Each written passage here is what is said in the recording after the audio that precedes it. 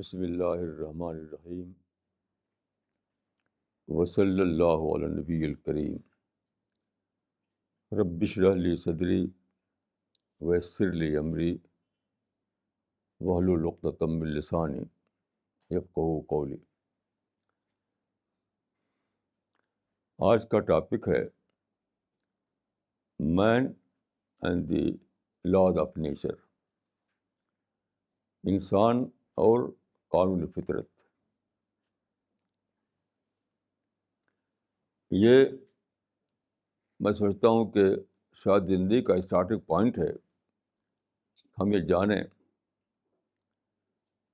کہ ہم جس دنیا میں ہیں اس دنیا کے لاز کیا ہیں۔ Here the starting point. اگر ایک آدمی اس بات کو نہ جانے تو بلا شبہ وہ اٹرنڈم کارروائیاں کرے گا، آخر میں فیل ہو جائے گا۔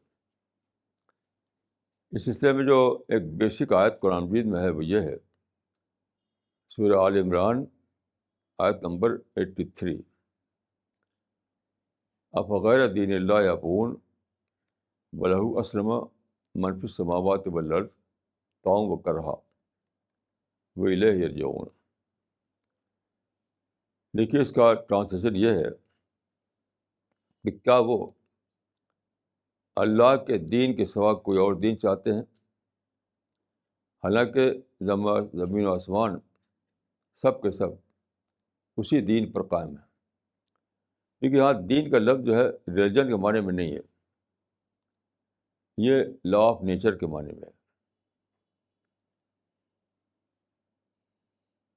یعنی اس پوری کائنات میں جس کو بنایا، جس خالق نے، جس کریٹر نے، اسی کا لا چل رہا ہے، اسی کا حکم چل رہا ہے، اسی نے جو اس کی جو اسکیم آف تھنگس ہے اس کے مطابق چل رہا ہے۔ لیکن ایک فرق ہے، وہ یہ ہے کہ ریسٹ آف دا یونیورس جو ہے اس میں تو انڈر کمپلشن خدا کے لاز جو ہیں وہ چل رہے ہیں، جس کو کہا جاتا ہے نیچرل لاز۔ یہ لا آف نیچر پوری یونیورس کو گورن کر رہے ہیں، اور یونیورس کے لیے، یعنی مٹیریل ورلڈ کے لیے کوئی چوائس نہیں ہے۔ اس واسٹ یونیورس میں صرف انسان کا ایکسیپشن ہے۔ انسان کو فریڈم آف چوائس ملا ہوا ہے۔ انسان کو اختیار ہے کہ خود اپنی سوچ، اپنی خواہش کے تحت کوئی ڈیسیژن لے اور اس کو فالو کرے۔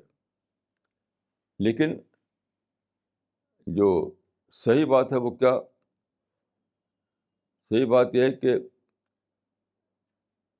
جس لاز کو بقیہ جو یونیورس ہے انڈر کمپلشن فالو کر رہی ہے، اسی کو چاہیے انسان کو کہ اسی کو وہ یعنی آزادانہ چوائس کے ساتھ اس کو اختیار کرے۔ اسی پر انسان کی کامیابی کا راز ہے۔ اب جو بات میں کہنا چاہتا ہوں اس وقت، اس کے لیے ایک مثال دیتا ہوں میں۔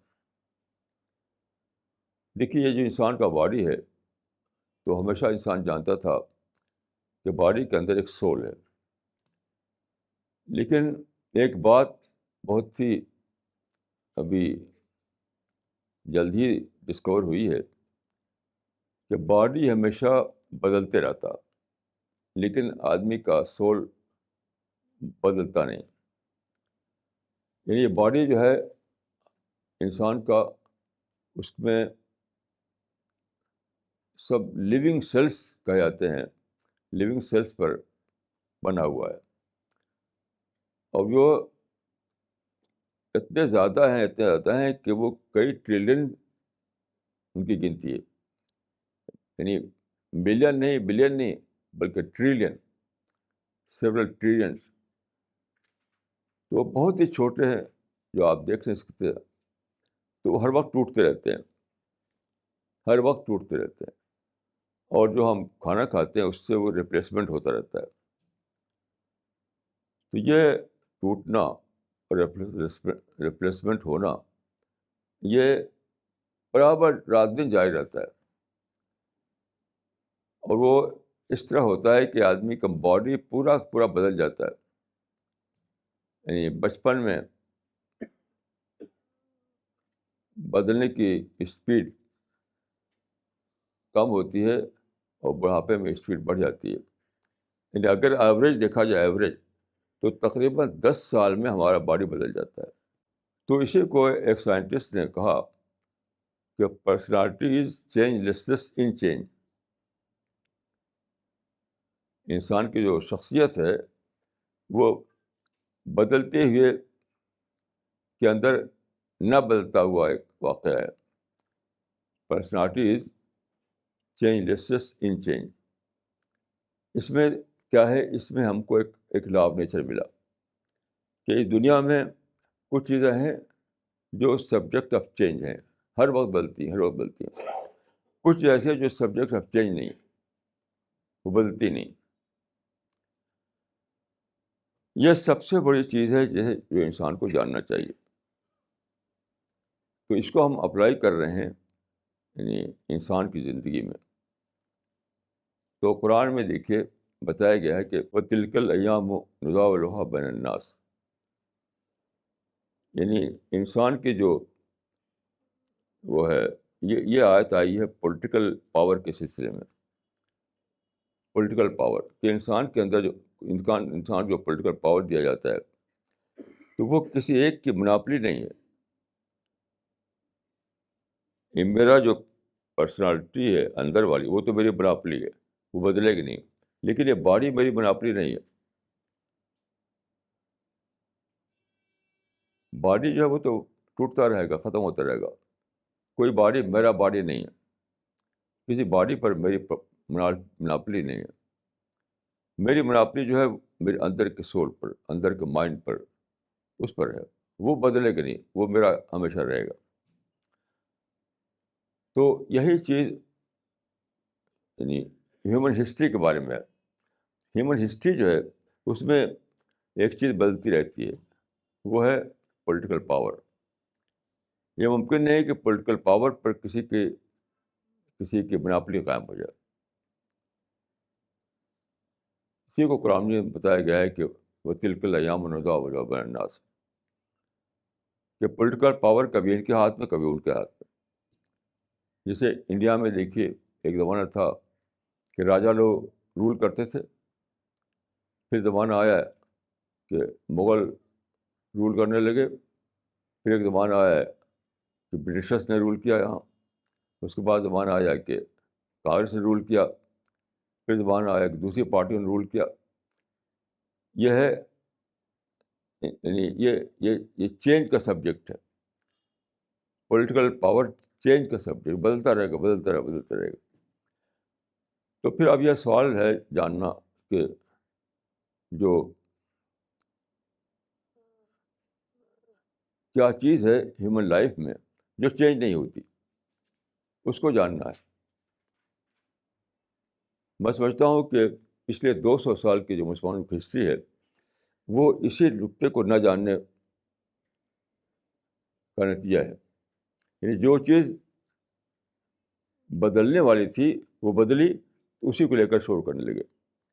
ان کو چاہیے تھا کہ جو چیز انچینجیبل ہے اس کو جانیں. یعنی ہر بات جب کوئی بدلاؤ آتا ہے تو پولیٹیکل پاور میں تو ہمیں یہ جاننا پڑتا ہے کہ وہ کیا چیز ہے ابھی بھی چینج نہیں ہوئی. کیونکہ وہ چلا گیا، وہ لوٹے گا نہیں. راجاؤں کی حکومت دنیا میں آ نہیں سکتی. مغلوں کا رول دنیا میں لوٹ نہیں سکتا. برٹشر کا رول دنیا میں لوٹ نہیں سکتا. تو یہ معاملہ زندگی میں بار بار ہوتا رہتا. تو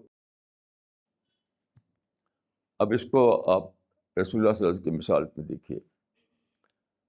رسول اللہ صلی اللہ علیہ وسلم جب مکہ میں آپ نے 610 میں اپنا مشن شروع کیا تو مکہ میں سب سے جو ہولیسٹ پلیس تھا وہ کیا تھا؟ کعبہ، جس کو حضرت ابراہیم نے بنایا تھا اب سے 4000 سال پہلے. تو کعبہ کیا تھا؟ وہ مسجد تھی. حضرت ابراہیم نے، حضرت اسماعیل نے اس کو مسجد کے طور پر بنایا تھا، یعنی ایک اللہ کی عبادت کے لیے، ایک اللہ کی ورشپ کے لیے. لیکن دھیرے دھیرے وہاں لوگ آتے گئے تو دھیرے دھیرے وہاں پر ایسا ہوا کہ وہاں پر شرک آ گیا، آئیڈل ورشپ آ گئی. تو دھیرے دھیرے انہوں نے کیا کیا کہ اپنا بت وہاں لا کر رکھنے لگے. تو ہوتے ہوتے ان کی گنتی جو ہے تقریباً 360 پہنچ گئی. جب رسول اللہ صلی اللہ علیہ وسلم آئے تو کعبہ میں 360 بت رکھے ہوئے تھے. وہ کعبہ جو بنایا گیا تھا اللہ واحد کی عبادت کے لیے. اب رسول اللہ صلی اللہ علیہ وسلم نے کیا کیا؟ اللہ کی رہنمائی میں آپ نے ایک بہت ہی ریولیوشنری فیصلہ کیا، ریولیوشنری فیصلہ کہ وہ جو جو چینج ہو گیا، جو چینجیبل تھا اس کو الگ کیا انچینجیبل سے. تو اس کو آپ یعنی اس کو اگر آپ سمجھ جائیں تو پوری حکمت اسلام کی سمجھ میں آتی ہے. جو وژڈم ہے اسلام کی وہ پوری سمجھ میں آتی ہے. وہ کیا تھا؟ دیکھیے حضرت ابراہیم کے زمانے میں کوئی بت نہیں تھا کعبہ میں، ایک بھی بت نہیں تھا. رسول اللہ کے زمانے میں وہاں بہت سے بت آ گئے تو یہ چینج ہو گیا. یعنی جو اسٹرکچر وداؤٹ آئیڈلس تھا وہاں پر آئیڈلس آ گئے، یہ چینج ہوا. لیکن ابھی بھی ایک چیز وہاں پر یہ تھی جو انچینجیبل تھی، اس کو آپ نے ڈسکور کیا. وہ کیا تھا؟ اپرچونیٹی. کس طرح کہ یہ جو بت تھے وہاں پر، ان بتوں کی زیارت کے لیے، ان کو چڑھاوا چڑھانے کے لیے، ان سے برکت لینے کے لیے ڈیلی آتے تھے لوگ. اصل میں 360 بت جو تھے وہ سارے عرب قبیلوں کے بت تھے. ہر قبیلے کا بت وہاں لا کر انہوں نے رکھ دیا تھا. تو سارے عرب کے جو قبیلے تھے وہ اونٹوں پر بیٹھ کر کے ادانے اونٹ کی سواری ہو کرتی تھی، آتے تھے وہاں ڈیلی. تو وہاں پر ایک گیدرنگ ہوتی تھی. اس گیدرنگ کو رسول اللہ نے آڈینس میں کنورٹ کیا. تو کیا ہوا؟ یعنی وہ اسٹیٹس جو تھا کعبہ کا اس میں تو بدلاؤ آیا، لیکن اپرچونیٹی میں بدلاؤ نہیں آیا. اپرچونیٹی جیسے پہلے تھی اب بھی رہی، اس میں کوئی بدلاؤ نہیں آیا. تو آپ نے کیا کیا؟ آپ نے ٹکراؤ نہیں کیا جو اس چیز سے جو بدل چکی تھی، کہ آپ بتوں کو توڑتے، آپ بت شکن بنتے، اور بتوں کے خلاف وہاں پر پروٹیسٹ کرتے، جلوس نکالتے، یہ سب کرتے. ایسا نہیں کیا آپ نے. بتوں کو سمپلی کیا کیا؟ انہوں نے اگنور کیا. اور آپ نے دیکھا کہ بت اگرچہ رکھے ہوئے ہیں لیکن بت کیا ہے؟ وہ ٹیمپریری فیز ہے، کیونکہ وہ تو اس کا حصہ ہے جو بدلتی رہتی ہے. تو وہ ٹیمپریری فیز ہے. جو چیز پرماننٹ تھی وہ کیا تھی؟ اپرچونیٹی. یہ حکمت تھی. تو آپ نے یہی کیا کہ بتوں کو اگنور کرتے ہوئے، بتوں کے پریزنس کو اگنور کرتے ہوئے وہاں جو ڈیلی گیدرنگ ہوتی تھی اس کو آپ نے آڈینس کے طور پر استعمال کیا. چاچا کتابوں میں آتا ہے کہ آپ جاتے تھے وہاں پر اور لوگوں کو قرآن پڑھ کر سناتے تھے. اس زمانے میں جو دعوت تھی وہی تھی. کتابوں میں آتا ہے کہ عرض علیہم الاسلام و تلا علیہم القرآن. آپ نے لوگوں کے سامنے اسلام پیش کیا اور قرآن کو پڑھ کر سنایا. یہ دیکھیے کہ جو چیز چینج ہونے والی ہے اس کو اگنور کر کے جو انچینجیبل ہے اس پہ اسٹک کرنا، یہ حکمت اسلام کی، یہ ہے حکمت، یہ ہے وژڈم. اسی کو فالو کیا آپ نے. اور نتیجہ کیا ہوا؟ آپ جانتے ہیں کہ نتیجہ ہوا کہ صرف 23 سال میں پورا عرب اسلامائز ہو گیا. پورا عرب اسلامائز. ایک ہی فارمولہ اگر بتانا ہو کہ رسول اللہ کو اتنی بڑی کامیابی کیسے ہوئی تو یہی بتایا جائے گا. آپ جانتے ہیں کہ امریکہ میں کتاب چھپی ہے The 100. اس میں انہیں ساری ہسٹری کے 100 ایسے لوگ چنے ہیں جو ٹاپرس تھے ڈفرینٹ فیلڈ کے. لیکن انہوں نے یہ تو بتایا کہ کیسے وہ سکسیزفل رہے, لیکن یہ نہیں بتا سکا آتھر کہ what was the formula of success رسول اللہ کے لیے. رسول اللہ کو ٹاپ پر رکھا اس نمبر 1 پر, لیکن رسول اللہ کا فارمولا کیا تھا یہ آپ اس کتاب میں نہیں پائیں گے. یہ فارمولا پوری ہسٹری میں خود مسلمانوں کا ان نون رہا, ان نون.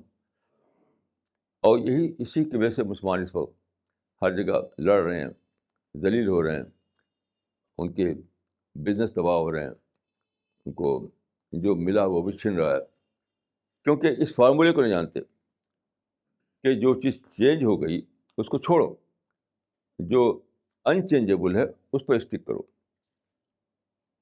مثال کے اوپر دیکھیے آپ, میں چند مثالیں دیتا ہوں آپ کو. فلسطین میں دیکھیے 1948 میں بالفور ورڈکٹ کے تحت فلسطین کا پارٹیشن کیا گیا. رفلی آدھا دے دیا گیا اسرائیل کو, آدھا دے دے گا عرب کو. تو دیکھیے رسول اللہ کی سنت کیا تھی کہ آپ جو چیز سبجیکٹ ٹو چینج تھی اس کو چھوڑو, جو انچینجیبل ہے اس کو لو. یہاں میں ایک عرض کروں گا کہ ایک ہے قرآن میں کہا گیا ہے کہ لقد کان لکم فی رسول اللہ اسوۃ حسنہ. تمہارے لیے رسول اللہ کی زندگی میں بہترین اسوہ ہے.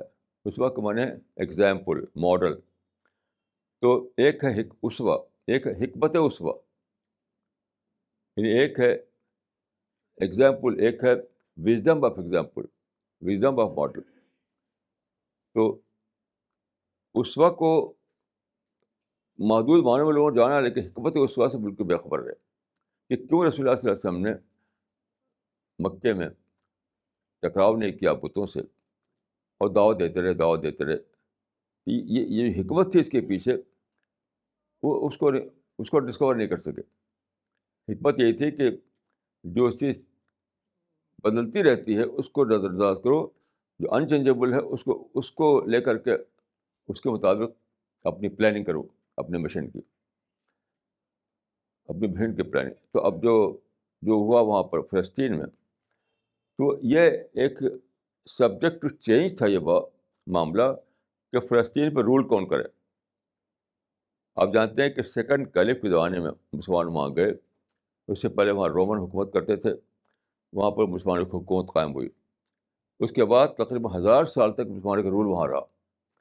اب اگر بالفور ورڈکٹ نے وہاں پر ایک چینج لایا, یعنی آدھا ان کو دیا آدھا ان کو, تو وہ ہونے والا چیز تھی, وہ ہونے والی چیز تھی. اس سے لڑنا کیا, اس کو ایکسیپٹ کر لیے,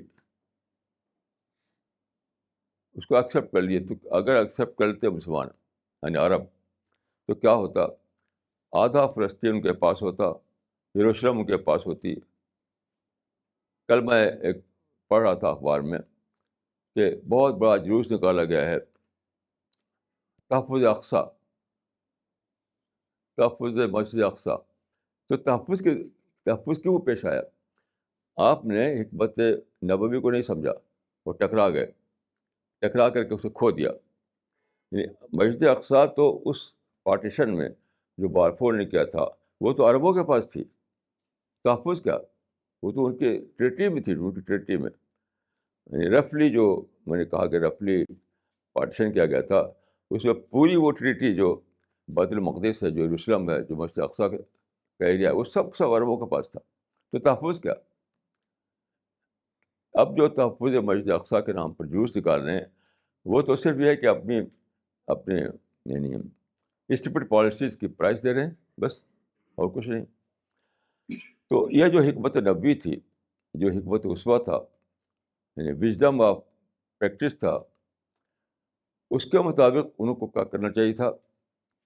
بدقسمتی سے وہ نہ ڈسکور کیا دا 100 کے آتھر نے, اور نہ مسلمانوں نے, کہ پولیٹیکل پاور کس کا رہا ہے فلسطین میں. وہ تو پیچھے پہلے بھی کئی بار بدلا ہے. اب بدلا تو اسی کے تحت ڈالو, اسی خانے میں, یہ چینج کے خانے میں ڈالو اس کو. اب جو تم کو ملا ہوا ہے اس کو لے کر اپنی پلاننگ کرو, اپنی پلاننگ کرو. تو عرب لوگوں نے کیا کیا کہ بجائے اس کے کہ جو اب جو ان کو ملا ہوا تھا اس کو لے کر پلاننگ کرتے، لڑ گئے اور کہا کہ سن آرمی کو پھر باہر، اے یہودیوں تم کو سمندر میں ڈھکیل دیں گے. That was a stupid policy. اور اسی اسٹوپڈ پالیسی کا یہ پرائس ہے کہ جو تھا وہ بھی کھویا گیا. اب جو ان کے پاس ہے یعنی ویسٹ بینک کا ایریا اور وہ ایریا دو چھوٹے ایریا ہیں، دو چھوٹے ٹاؤن سمجھ لیے ہیں اس پر. یعنی آدھا پیلسٹائن پورا تھا. اب وہ جو اس کا جو بیسٹ پارٹ ہے وہ ان کے پاس تھا، وہ سب کھویا گیا. تو یہ بہت بڑی حکمت ہے یہ جاننا کہ ہسٹری میں ہمیشہ ایک چیز ہوتی ہے جو سبجیکٹ ٹو چینج ہوتی ہے، ایک چیز وہ ہے جو انچینجبل ہوتی ہے. تو اللہ تعالیٰ نے ایک اس کا ڈیمونسٹریشن دیا ہے ہماری اپنی باڈی میں، ہماری پرسنالٹی میں. ہماری پرسنالٹی میں ایک چیز ہے جو بدلتی ہے، ایک چیز نہیں بدلتی. تو جیسا کہ مرض کیا سائنسدان نے کہا کہ personality is changeless in change. اس کو ہسٹری پہ اپلائی کیجیے. ہسٹری بھی یہ اسی کا نام ہے. ہسٹری میں کچھ چیزیں بدلتی رہتی ہیں، کچھ چیزیں باقی رہتی ہیں. تو جو باقی رہتی ہے اس کو میں کہوں گا کہ اپرچونیٹی. جو بدلتی رہتی ہے اس کو میں کہوں گا کہ پولیٹیکل پاور. پولیٹیکل پاور بدلتا رہے گا. یہ امپاسبل ہے کہ ایک بار جو آپ پاس سے چلا جائے پولیٹیکل پاور، اس کو دوبارہ کب چیک کریں آپ. ویسے ہی ہوگا جیسے انڈیا میں راجا لوگ پھر سے حکومت قائم کرنا چاہیں، یا مغلوں کی جو فیملی ہے تو پھر سے قبضہ کرنا چاہے لال قلعے پر، یا برٹشرز آ کر کے پھر سے یہاں رول کرنا چاہیں. یہ امپاسبل ہے. تو جو اپرچونیٹی ہے اس کو اویل کیجیے، جو ابھی باقی رہتی ہے ہمیشہ. تو سارے یہ جو 200 سال کی تاریخ ہے مسلمانوں کی، اس پورے 200 سال میں یہی ہو رہا. مثال کے اوپر دیکھیے کشمیر میں مسلمان 60 برس لڑ رہے ہیں. کیوں لڑ رہے ہیں؟ جو پولیٹیکل پاور ان سے جا چکا تھا اس کی لڑنا. یعنی اب جو وہاں پر جو پولیٹیکل اسٹیٹس کو بنا تھا اس کو ایکسیپٹ کرنا تھا مسلمانوں کو. یعنی پولیٹیکل اسٹیٹس کو یہ بنا تھا کہ انڈیا کا پارٹ بن گیا کشمیر، جیسے یو پی، مہاراشٹر، بہار یہ پارٹ ہے انڈیا کے، ایسی کشمیر بھی انڈیا کا پارٹ بن گیا. یہ تھا یعنی اس کشمیر کی پولیٹیکل جغرافی. اس کو ایکسیپٹ کرنا تھا، اس کو چینج نہیں کر سکتے. اس کو ایکسیپٹ کر کے جو اپرچونیٹی ہے اس کو اویل کیجیے. مثلاً ایجوکیشن میں سب دروازے کھلے ہوئے ہیں، بزنس میں سارے دروازے کھلے ہیں. دعوت کیجیے، وہاں ٹورسٹ آتے ہیں ان میں دعوت کیجیے. خود جو آرمی ہے اس میں اب دعوت کیجیے. یہ ساری اپرچونیٹیز کھلی ہوئی ہیں کیونکہ وہ تو کبھی بدلیں گے نہیں. دیکھیے کوئی بھی آدمی، کوئی بھی حکومت، کوئی بھی بڑے سے بڑا کنگ آپ سے اپرچونیٹی چھین نہیں سکتا کیونکہ وہ تو انچینجبل ہے. تو رسول اللہ صلی اللہ علیہ وسلم کی جو سنت ہے اس نے آپ نے ایک بہت بڑی وژڈم دیا، وژڈم زندگی کی، کہ زندگی میں ایک چیز ہوتی ہے جو بدلتی رہتی ہے، ایک چیز وہ جو بدلتی نہیں. تو جو بدلتی رہتی ہے جب بدل جائے تو اس کو ایکسیپٹ کر لو، اور جو نہیں بدلتی ہے اس کو ڈسکور کر کے اس کو اویل کرو. اب دیکھیے اس وقت جہاں جہاں ٹکراؤ ہو رہا ہے، جہاں جہاں لڑائی ہو رہی ہے، وہاں یہ ایک قصہ ہے کہ جو چیز بدلنے والی تھی وہ بدلی تو اسی کو پھر سے ریگین کرنے کی لڑ رہے ہیں اس پر. اب جو اپرچونیٹی تھی اس کو اویل نہیں کر سکے. مثال کے طور پر دیکھیے پاکستان سے بنگلہ دیش چھن گیا، پاکستان سے کشمیر چھن گیا. وہ چھننے والا تھا، اس کو بھلاؤ، اس کو بھلا دو، اور اس کو بھلا کر کے جو آپ کے پاس اپرچونیٹی ہے اس کو اویل کرو. آج پاکستان اگر یہ کیا ہوتا اس نے کہ بنگلہ دیش کو بھلا دیا، کشمیر کو بھلا دیا، تو کیا ہوتا؟ آج پاکستان اس پورے ایریا میں شاید نمبر 1 ملک ہوتا. بہت زبردست میں ترقی ہوتی، بہت زبردست ترقی ہوتی. اس کو میں نے لکھا ہے اپنی کتاب میں، ہند پاک ڈائری میں. لیکن انہوں نے ایسا نہیں کیا. انہوں نے جو پالیسی اختیار کی کہ جو جو جو جو چیز بدلنے والی تھی، یعنی وہ اس کو چھیننا مت کیے کہ چھن گیا تھا، نہیں، بدلنے والا تھا، وہ چینج ہونے والی چیز تھی. تو اسی کے پیچھے پڑے رہ گئے، اسی پہ لڑتے رہے. اور آج پاکستان جو ہے اس کو دنیا نے فیلڈ اسٹیٹ ڈکلیئر کر دیا. Failed state. آپ غور کیجیے کہ کیسی عجیب بات ہے. بہت دنوں کے تجربے کے بعد کیا ہوا کہ اب انہوں نے انڈیا سے تعلق کو بنانا شروع کیا ہے. انڈیا کو موسٹ فیورڈ اسٹیٹ نیشن میں شامل کیا ہے. لیکن ابھی ایک آپ نے دیکھا ہوگا، کل پرسوں ایک رپورٹ آئی ہے امریکہ کے حوالے سے. اس نے بتایا ہے کہ انہوں نے بتایا کہ پاکستان سے ہیٹ اور وائلنس کو ختم نہیں کیا سکتا، کیونکہ وہ تو اس کی وہ بن گئی ہے، ایڈکشن ہو گیا وہاں کا. وہ ایڈکٹ ہو گئے ہیں ہیٹ انڈیا میں. انڈیا کی نفرت کو نکال نہیں سکتے. نفرت نہیں نکالیں گے تو وائلنس جاری رہے گا. تو اس نے کہا ہے امریکن رپورٹ میں کہ پاکستان والے ہیٹ انڈیا کی سائیکالوجی میں ایڈکٹ ہو گئے ہیں، ایڈکشن ہو گیا ان کو. یہ کیوں ہو گیا ہے؟ اس میں ذکر نہیں ہے اس بات کا رپورٹ میں. میں کہتا ہوں کیوں ایڈکشن ہو گیا؟ کیونکہ جو چیز بدلنے والی تھی تو اس کو ریگین کرنے کی کوشش کرنے لگے. جو چیز بدلنے والی تھی اس کو بھلانا چاہیے تھا. یہ تو بدلنے والی تھی، بدل گئی، اب اس کو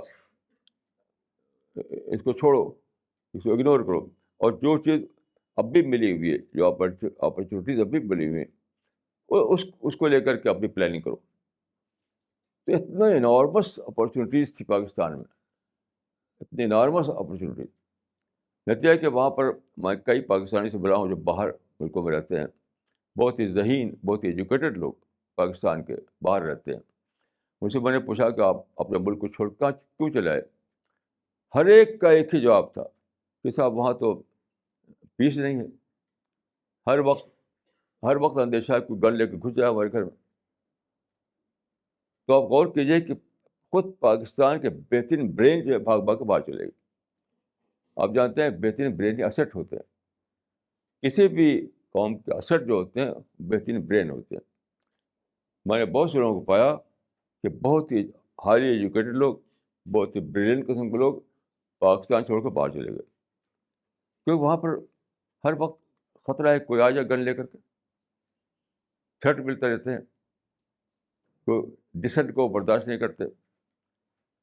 تو وہ ایڈکٹ ہو گئے، وہ ایڈکٹ ہیٹ میں. اب ان کا ہیٹ ہی ان کا کلچر ہے، ہیٹ کلچر میں جی رہے ہیں.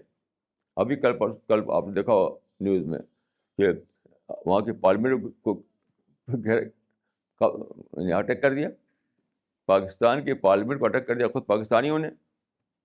کیسی عجیب کلچر وہاں کا ہے. ہیٹ کلچر آخر کار وائلنس کلچر بنتا ہے. ہیٹ کبھی بھی یاد رکھیے، ہیٹ رکا نہیں رہے گا. ہیٹ آیا تو بہت آسانی سے وہ تشدد بن جائے گا، وائلنس بن جائے گا. تو پاکستان میں پہلے ہیٹ آیا اور اس کے بعد وائلنس بن گیا. اب پورا کنٹری جہاں ہیٹ میں پہلے جیتا تھا اب وائلنس میں جی رہا ہے. یہ پورے مسلم دنیا کا حال ہے. اور وہ یہی مسلمان جو ہے صبح شام رسول اللہ کی نعت پڑھتے ہیں، رسول اللہ کے قصیدے پڑھتے ہیں اور خوب تعریفیں کرتے ہیں، ہمارا نبی ہے، ہمارا نبی وہ. لیکن وہ جانتے نہیں کہ نبی نے کیا اسوہ دیا ہے، کیا اگزامپل دیا ہے، کیا ماڈل دیا ہے. یہ بہت ہی یہ بڑی وژڈم ہے جو رسول اللہ نے بتائی کہ ہمیشہ زندگی میں ایسا ہوگا کہ کچھ چیزیں تمہارے ہاتھ سے چلی جائیں گی، لیکن وہ چینجیبل چیزیں ہوں گی، انہیں چینج ہونے ہی ہونا تھا. آپ تلاش کرو کہ انچینجیبل آئٹم وہ کیا ہے جو ابھی باقی ہے تمہارے پاس، اس کو تلاش کرو. تو یہ جس کو میں اس وقت کہنا چاہتا ہوں کہ ہم آپ کو یعنی اس سے بچنا ہے اور مسلمانوں کو اس سے بچانا ہے کہ کیونکہ اس کے نتیجے میں کیا ہوتا ہے، نگیٹو تھنکنگ آتا ہے. نگیٹو تھنکنگ آدمی ڈیفیٹس مینٹلٹی میں جیتا ہے کہ مجھ سے یعنی سب کو یوزرپر سمجھنے لگتا ہے، سب کو اینیمی سمجھنے لگتا ہے، سب کو کانسپریٹر سمجھنے لگتا ہے. اور اس کے نتیجے میں جو پرسنالٹی بنتی ہے وہ بہت ہی زیادہ نگیٹو پرسنالٹی ہوتی ہے. یہ پورا آبسیشن ہے سارے مسلم ورلڈ میں اسی چیز کا.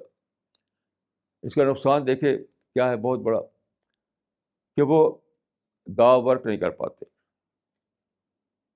ابھی کچھ لوگ ہمارے پاس آئے ترکی.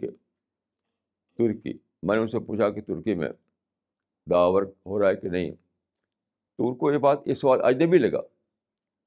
وہ سمجھتے کہ ترکی تو مسلم ملک ہے، وہاں تو اوور ویلنگ میجارٹی مسلمانوں کی ہے، تو دعوی ورک کیا وہاں پر. اب انوکھا ہے سوال لگا. تو میں نے کہا کہ ترکی میں دیکھیے ڈفرینٹ ریزن سے بہت زیادہ ٹورسٹ آتے ہیں ڈیلی. وہاں ملین ٹورسٹ آتے ہیں. وہ موجود ہے، وہ ان کو دعوت دیجیے، ان کو قرآن پہنچائیے، ان کو رسول اللہ سیرت کے بارے میں بتائیے. آپ جانتے ہیں کہ وہاں پر ایک بہت لمبی مدت تک امپائر تھا، مسلم امپائر، کہتے ہیں آٹمان امپائر. تو وہاں پر ہسٹوریکل مانومنٹ بہت زیادہ ہیں، ہسٹوریکل اسپاٹ بہت زیادہ ہیں. تو آج کل جو ٹورسٹ انڈسٹری ہے وہ بیس کرتی ہے زیادہ تر اسی پر. تو انڈیا میں آپ دیکھیے جو آتے ہیں کیا تاج محل دیکھنے کے لیے، ریڈ فورٹ دیکھنے کے لیے، قطب مینار دیکھنے کی، کیونکہ ہسٹوریکل اسپاٹ ہے یہ. تو اس طرح کے مونومنٹ ٹرکی میں بہت زیادہ ہیں. تو وہاں پر بہت زیادہ آتے ہیں ٹورسٹ. تو میں نے کہا کہ یہ ٹورسٹ جو ہیں ان کو دعوت دیجیے. یہ تو بیٹھے بٹھائے آپ کو یعنی اپنے ملک میں چلا رہا مدعو آپ کے یہاں. لیکن یہ سوچ اجنبی ہے، یہ سوچ اجنبی ہے. کیوں لوگوں کو وہی جو چیز چلی گئی اس پر دھیان لگا رہتا ہے. ابھی بھی پورے مسلم دنیا میں یہ سوچ ابھی باقی ہے کہ آٹمان امپائر کو ویسٹرن نیشنز نے کانسپریٹی کر کے ختم کر دیا. اس سوچ میں جیتے. ہماری کتابیں بھری ہوئی اس سوچ سے. اور یہ جو گئی ہوئی چیز ہے اسی پر ہماری سوچ چلتی ہے. جو ابھی بھی جو اپرچونیٹی موجود ہے اس پر سوچ نہیں چلتی. تو میں سمجھتا ہوں کہ میں نے سیرت رسول اللہ صلی اللہ علیہ وسلم کی سیرت کا بہت گہرا مطالعہ کیا ہے، اور سمجھتا ہوں کہ یہ بہت بڑی وژڈم جو آپ نے دی ہے وہ یہی ہے کہ زندگی میں وہی جو ہماری لا آف نیچر کے تحت ہماری باڈی میں ہے کہ personality is a change let's in change. تو ہسٹری بھی ایسی ہی ہے کہ ہسٹری میں کچھ چیز جاتی رہتی ہے. اس کا غم نہ کرو، اس کو پھر سے ریگین کرنے کے لیے ٹکراؤ مت کرو، بلکہ اب بھی جو باقی رہ گیا ہے اس کو لے کر کام کرو. ایک بات میں یہ کرنا چاہتا ہوں کہ زندگی میں سب سے بڑی چیز کیا ہے؟ Positive thinking. میں سمجھتا ہوں کہ سب سے بڑا جو ہمارا ایسٹ ہے وہ ہے پازیٹیو تھنکنگ. کیونکہ پازیٹیو تھنکنگ ہی سے ساری اچھی چیزیں جنریٹ ہوتی ہیں، اور نگیٹیو تھنکنگ سے الٹا ہے. یعنی نگیٹیو تھنکنگ جو ہے ساری ایونٹس اس سے آتی ہیں. Negative thinking is a source of all kind of events and positive thinking is a source of all kind of good. تمام اچھی چیزیں آتی ہیں پازیٹیو تھنکنگ سے، اور تمام بری چیزیں آتی ہیں نیگیٹو تھنکنگ سے. تو اسلام میں ایک بہت بڑی دین یہ ہے کہ ایک ایسا گول دیا اسلام میں، گول جس گول میں آپ کبھی نگیٹو نہ ہو، ہمیشہ پازیٹیو بنے رہیں. جیسے کہ اگر آپ کا گول یہ ہو کہ آپ آگے پارٹی جو ہے پارلیمنٹ میں پہنچے، وہ رول کرے ملک میں، تو آپ کی پارٹی اگر ہار جائے الیکشن میں تو آپ نگیٹو ہو جائیں گے، جیت جائے تو آپ فخر کریں گے. اسلام میں جو گول دیا گیا ہے وہ یہ سب نہیں ہے، وہ ہے دعوت دعوت اللہ. تو یہ ایک ایسا گول ہے جو آپ کو ہمیشہ پازیٹیو تھنکنگ پر قائم رکھتا ہے. کیونکہ دیکھیے دعوت کانسیپٹ کیا کرتا ہے آپ کو دوسروں کے لیے آپ کو ویل وشر بناتا ہے، ویل وشر. کیونکہ دعوت کا کام جو ہے، اس کا جو اس سے مزاج بنتا ہے، مزاج وہ ہوتا ہے مدو فرینڈلی بیہیویئر. مدو فرینڈلی بیہیویئر یا انسان فرینڈلی بیہیویئر. تو پہلا تحفہ یہ ملا کہ آپ انسان کے بارے میں خیر خواہ ہو گئے. دوسرا تحفہ کیا ملا کہ پیسفل دعا ورک کے لیے کبھی راستہ بند نہیں. تو آپ کو ایک ایسا گول مل جاتا ہے جو کوئی بھی، کسی کی حکومت ہو، کسی کا رول ہو، کچھ بھی ہو، تو اس کا موقع باقی آپ کو. آپ قرآن کا ترجمہ چھپا لیجیے، رسول اللہ کی سیرت پہ کتاب تیار کر لیجیے، اور اسلامی کتابیں تیار کر لیجیے، اور جہاں چاہے وہاں بانٹتے رہیے. ہر جگہ آپ کو مدعو ملیں گے، پارک میں، ہوٹل میں، ایئرپورٹ پر، اسٹیشن پر، جہاں بھی جائیے. تو اس میں کوئی رکاوٹ ہی نہیں. تو یہ دعوت اللہ ایک ایسا گول ہے جو یعنی نان اسٹاپ طور پر جاری رہتا ہے. کہیں بھی آپ کو احساس نہیں ہوتا کہ دیکھیے ہمارا تو کام رک گیا، اب کیا کریں آگے. دوسری تمام چیزوں میں کہیں نہ کہیں رکاوٹ آ جاتی ہے، اس میں کوئی رکاوٹ نہیں آتی. پھر دیکھیے، یہ اس سے بھی بڑی بڑی چیزیں اس سے جڑی ہوئی ہیں. دیکھیے، جب آپ دعوت ورک کرتے ہیں تو کیا ہے، کسی انسان سے آپ کو سابقہ پیش آتا ہے، اس سے آپ انٹریکشن کرتے ہیں، اس سے آپ ڈسکس کرتے ہیں، اس کے سوال کا جواب دینا پڑتا ہے آپ کو. یعنی ہر لمحہ آپ کو انٹلیکچوئل چیلنج کو فیس کرنا پڑتا ہے. دعوت ورک ایک ایسا کام ہے جس میں آپ کو بار بار انٹلیکچوئل چیلنج پیش آتا ہے، ان کے سوال کا جواب دینا. تو اس کا مطلب کیا ہے کہ دعوت ورک آپ کو کنٹینیوسلی آپ کے اندر انٹلیکچوئل ڈیولپمنٹ کا پروسیس جاری کر دیتا ہے. مسلسل آپ کا سوچ بڑھتی ہے، مسلسل آپ کا انٹلیکچوئل ڈیولپمنٹ ہوتا رہتا ہے. یہ کتنی بڑی نعمت ہے. میرا پہلا تجربہ ہے کہ میں آدھا علم میرا کتابوں کی اسٹڈی سے ملا ہے مجھے، آدھا علم مجھے ملا لوگوں سے ایکسچینج کرنے سے. میں بہت زیادہ لوگوں سے سوال کرتا ہوں، ان سے ان کا ایکسپیرئنس پوچھتا ہوں، ان سے ان کے سوالات انوائٹ کرتا ہوں کہ آپ بتائیے کیا سوال آپ کو ہے. تو برابر میں ایکسچینج کرتا رہتا ہوں، برابر ڈسکس کرتا رہتا ہوں. تو میرا علم آدھا تو حاصل ہوا مجھے کتابوں کی اسٹڈی سے، آدھا علم حاصل ہوا لوگوں سے ایکسچینج کرنے سے. تو ایک کتنی بڑی چیز ہے کہ دعوت ورک جو ہے آپ کو ایک ایسا میدان دے دیتا ہے جہاں ہر لمحہ آپ کو انٹلیکچوئل چیلنج درپیش رہے. اور پھر وہ انٹلیکچوئل چیلنج کو جب آپ میٹ کریں گے تو برف مسلسل آپ کا بڑھتا رہے گا، آپ کا یعنی آپ کا ارتقا ہوتا رہے گا، ذہنی ارتقا ہوتا رہے گا. ایک نان اسٹاپ چلتا رہے گا آپ کا ذہنی ارتقا. کیسی عجیب چیز ہے. پھر دیکھیے ایک بات، دعوت ورک میں کبھی فرسٹریشن نہیں آتا. آپ دیکھیں گے دونوں کو، جو گول دوسرے لوگ ہوتے ہیں گول، تو کہیں نہ کہیں ان کو جا کر کے فرسٹریشن آ جاتا. ایک ایسی چیز کو وہ گول بناتے ہیں جو کبھی ملتی کبھی نہیں ملتی. مثلا الیکشن میں پارٹی کبھی جیتتی ہے کبھی ہارتی ہے. بزنس میں کبھی فائدہ ہوتا ہے کبھی لاس ہوتا ہے. ہر چیز میں کہیں نہ کہیں آ کر کے آپ کو ایسا ہوتا ہے کبھی نقصان کبھی فائدہ، کبھی ہر میدان میں اتار چڑھاؤ. دعوت ورک ایسی چیز ہے اور اس کی وجہ سے لوگوں کے اندر فرسٹریشن آتا ہے. دعوت ورک ایک ایسی چیز ہے جہاں اس قسم کا ایکسپیرئنس ہوتے ہی نہیں دائی کو. کیوں؟ قرآن میں ہے کہ دعوت کی جاتی ہے اللہ کے لیے، انسان کے لیے نہیں. جس سے درمیان آپ دعوت کر رہے ہیں وہ اگر قبول کر لے آپ کی بات کو تب بھی آپ فائدے میں، نہ قبول کر تب بھی آپ فائدے میں. کیونکہ آپ تو اللہ کے ایمبیسڈر ہیں، اللہ کی طرف سے لوگوں کو بات پہنچا رہے ہیں. تو وہ تو آپ پہنچاتے رہے گے. دنیا میں 7 بلین انسان ہیں، تو آپ کی عمر پوری ہو جائے گی، آپ اور پہنچا نہیں پائیں گے آپ. کیسی عجیب بات ہے. دعوی ورک ہوتا ہے for the sake of God, for the sake of God. تو اس معنی کہ کبھی فرسٹریشن کا پوائنٹ نہیں آتا. دوسری ہر چیز میں فرسٹریشن ہوتا ہے. میں اللہ کے فضل سے دعوت کے فیلڈ میں ہوں، مجھے کبھی بھی فرسٹریشن نہیں، ایک لمحے کے لیے نہیں. دوسرے جتنے بھی گول ہوتے ہیں، دوسرے جتنے بھی نشانے ہوتے ہیں، کہیں نہ کہیں اس میں فرسٹریشن آ جاتا ہے. تو یہ دعوت اللہ بہت ہی عجیب و غریب چیز ہے، اور دعوت اللہ ہی کی وجہ سے مجھے یہ سب حکمت دریافت ہوتی ہے. جو میں نے عرض کیا کہ ایک ہے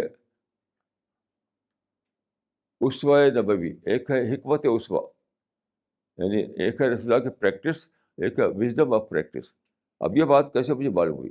کسی کتاب میں لکھی ہوئی نہیں ہے، یہ بات کسی کتاب میں نہیں لکھی ہوئی، لیکن جو لوگوں کو میں فیس کرتا ہوں، لوگوں کے جو سوالات میرے سامنے آتے ہیں، اس پر سوچتے سوچتے بات میرے سامنے آئی. ایسے ابھی میں نے پچھلے ہفتے یہ تقریر کی تھی کہ خدا ایک بہت ہی انوکھی بات جو کہ کہیں میں کسی کتاب میں نہیں پڑھی تھی، کہ خدا انسان کی فریڈم کو باقی رکھتے ہوئے ہسٹری کو مینیج کر رہا ہے. یہ کیسے؟ اسی کے ذریعے سے مجھے معلوم ہوئی. جب لوگوں سے میں بات کرتا ہوں، لوگوں کے سوالات کو فیس کرتا ہوں، لوگوں کے اعتراضات کو فیس کرتا ہوں، تو میرا ذہن ایکٹیو ہوتا ہے، سوچتا ہے، سوچتے سوچتے یہ باتیں سمجھ میں آتی ہیں. یہ بہت ہی ریولیوشنری بات ہے جو ایرسٹاٹل سے لے کر آج تک جتنے ریفارمر ہیں کسی نے سمجھا نہیں اس چیز کو، کہ انسان کی آزادی کو باقی رکھتے ہوئے ہسٹری کو مینیج کرنا، یہ کر رہا ہے خدا. بہت ہی عجیب وہی چیز ہے. اس کی وجہ سے پوری ہسٹری کو میں ایکسپلین کر سکا یہاں سے وہاں تک. یہ کیسے ہوتا ہے؟ یہ کتابوں میں لکھا ہوا نہیں ہے، یہ سب بات ہے. تو دعوی ورک آپ کو لوگوں کے درمیان ڈھکیل دیتا ہے، لوگوں سے آپ کو فیس کرنا پڑتا ہے، لوگوں کے سوالات سننے پڑتے ہیں، لوگوں کے اعتراضات سننے پڑتے ہیں. تو آپ کا دماغ کی کھڑکیاں کھلتی ہیں، آپ کی دماغ کی کھڑکیاں کھلتی ہیں، آپ پھر سوچتے ہیں، پھر سوچتے ہیں، پھر سوچتے ہیں. تو اگر میں صرف کتاب پڑھتا اور دعوتی کام نہ کرتا تو میرا انٹلیکچوئل ڈیولپمنٹ بہت کم ہوتا. آپ یقین کہ جو لوگ صرف کتابیں پڑھیں وہ انٹلیکچوئل ڈوارفزم کا شکار ہو جائیں گے. انٹلیکچوئل ڈوارفزم، صرف کتاب پڑھیں. یہ میری خود اپنی دریافت ہے، میرا تجربہ ہے کہ جو صرف کتاب پڑھتے ہیں وہ دھیرے دھیرے انٹلیکچوئل ڈوارفزم کا شکار ہو جاتے ہیں. انسانوں کے درمیان آپ جائیے، یعنی کوئی میسیج لے کر، ایک آئیڈیالوجی لے کر کے، تو آپ کو طرح طرح کے مسائل پیش آئے ہیں، طرح طرح کے سوالات کا سامنا کرنا پڑا ہوگا، بار بار انٹلیکچوئل چیلنج سامنے آئے گا. اس پر آپ کا دماغ سوچے گا. تو ایک دم ایک ریولیوشن آتا رہے گا آپ کے دماغ میں. تو جو کچھ آپ نے کتاب میں نہیں پڑھا تھا بہت ڈسکوریز یہاں پہ ہونے لگیں گی. جیسے میں نے مثال دی کہ ایک بالکل ایک نیا آئیڈیا ہے کہ خدا انسان کی فریڈم کو باقی رکھتے ہوئے ہسٹری کو مینیج کر رہا ہے. بالکل نیا آئیڈیا ہے. میں نے کتاب میں نہیں پڑھا، لیکن لوگوں کے درمیان جب میں گیا، لوگوں کے سوالات کو فیس کیا. مثلاً یہ لوگ اکثر سوال کرتے تھے کہ why there are suffering in life, suffering کیوں ہے دنیا میں. اور وہ گیبر نے تو یہ لکھا ہے کہ ہسٹری جو ہے وہ کیا ہے؟ کرائم کا رجسٹر ہے. یہ لوگ کیا ہے، ان کے پاس جو یارڈ اسٹک ہے ناپنے کے لیے وہ دوسرا ہے. اس یارڈ اسٹک سے انہیں یہ سب ان کے سامنے باتیں آتی ہیں کہ دنیا میں سفرنگ ہے، دنیا میں ظلم ہے، دنیا میں انجسٹس ہے، دنیا میں کرائم ہے، وغیرہ وغیرہ. تو اس کو لے کر کے وہ سمجھ نہیں آتا کہ دنیا کیا ہے. یہ بار بار مجھے یہ چیلنج پیش آیا. اس زمانے میں کہا جاتا ہے کہ سب سے بڑا جو آرگومنٹ ہے خدا کے خلاف وہ ہے پرابلم آف ایول. تو بہت دنوں سے یہ فیس کر رہا تھا اس سوال کو، پرابلم آف ایول. تو آخر کار جو ذہن میں میرے بھونچال آتا رہا اس سوال کو لے کر کے، تو میرے ذہن میں ایک نئی دریافت ایمرج کی کہ سارا مسئلہ یہ ہے کہ اللہ تعالیٰ انسان کی آزادی کو ابالش کرنے والا نہیں ہے، کیونکہ آزادی ابالش کر دے تو پھر ٹیسٹ کیسے ہوگا؟ ٹیسٹ کیسے ہوگا؟ ٹیسٹ ہو نہیں سکتا ہے. تو انسان کو پیدا کیا اللہ تعالیٰ نے ٹیسٹ کے لیے، یہ دنیا ٹیسٹنگ گراؤنڈ ہے. تو قیامت سے پہلے یہ نہیں ہونے والا ہے کہ اللہ تعالیٰ انسان کی آزادی کو ابالش کر دے. لیکن خدا کو یہ بھی مطلوب ہے کہ ہسٹری ڈیریلمنٹ نہ ہونے پائے، یعنی ہسٹری کو ڈیریل ہونے سے بچانا ہے، کیونکہ ڈیریل اگر ہو جائے تو پتہ نہیں کس کھڑ میں گر جائے گی. تو خدا کو مطلوب تھا کہ انسان کی آزادی بھی باقی رہے اور ہسٹری ڈیریل بھی نہ ہو اتنا زیادہ کہ سارا جبرائز ہو جائے سب کچھ. تو یہ بہت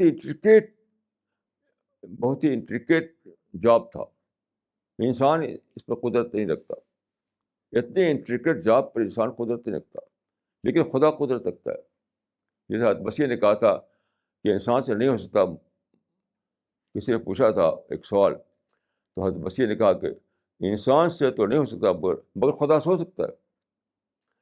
اس انٹریکیٹ جاب کو خدا سنبھالے ہوئے کہ انسان کی آزادی کو باقی رکھتے ہوئے وہ ہسٹری کو مینیج کر رہا ہے. تو جب سے مجھے اسی دریافت ہوئی ہے تب سے میرا مسئلہ ختم ہو گیا کہ پرابلم آف ایول، کہ دنیا میں ایول ہے، دنیا میں انجسٹس ہے، دنیا میں سفرنگ ہے، دنیا میں ظلم ہے وغیرہ وغیرہ. تو وہ تو ہوگا، that is part of freedom. آپ یہ دیکھیے کہ یہ سب ہوتے ہوئے ایک چیز باقی ہے، وہ اپرچونیٹی. یعنی خدا نے آزادی دی ہے تو آزادی کی وجہ سے انسان مس یوز کرتا ہے. مس یوز کرے گا تو پرابلم آئیں گے، ایول آئے گی، وہ ہوگا. لیکن اللہ تعالیٰ مینٹین جو کر رہا ہے، اللہ تعالیٰ مینیج کر رہا ہے ہسٹری کو، اس کی وجہ سے یہ فائدہ ہے کہ پھر بھی اپرچونیٹیز باقی رہتی ہے. کوئی بھی انسان فریڈم کو مس یوز کرتے یہ نہیں کر پاتا کہ اپرچونیٹی ختم کر دے، یہ نہیں کر پاتا. یہ بہت ہی بڑی دریافت تھی میری، اور بہت دنوں تک میں اس پر سوچتا رہا، کیونکہ سارے جو فلاسفرس ہیں یہی کہتے ہیں کہ دنیا میں پرابلم آف ایول ہے، تو کیسے آپ مانیں کہ اس کا کوئی خدا ہے؟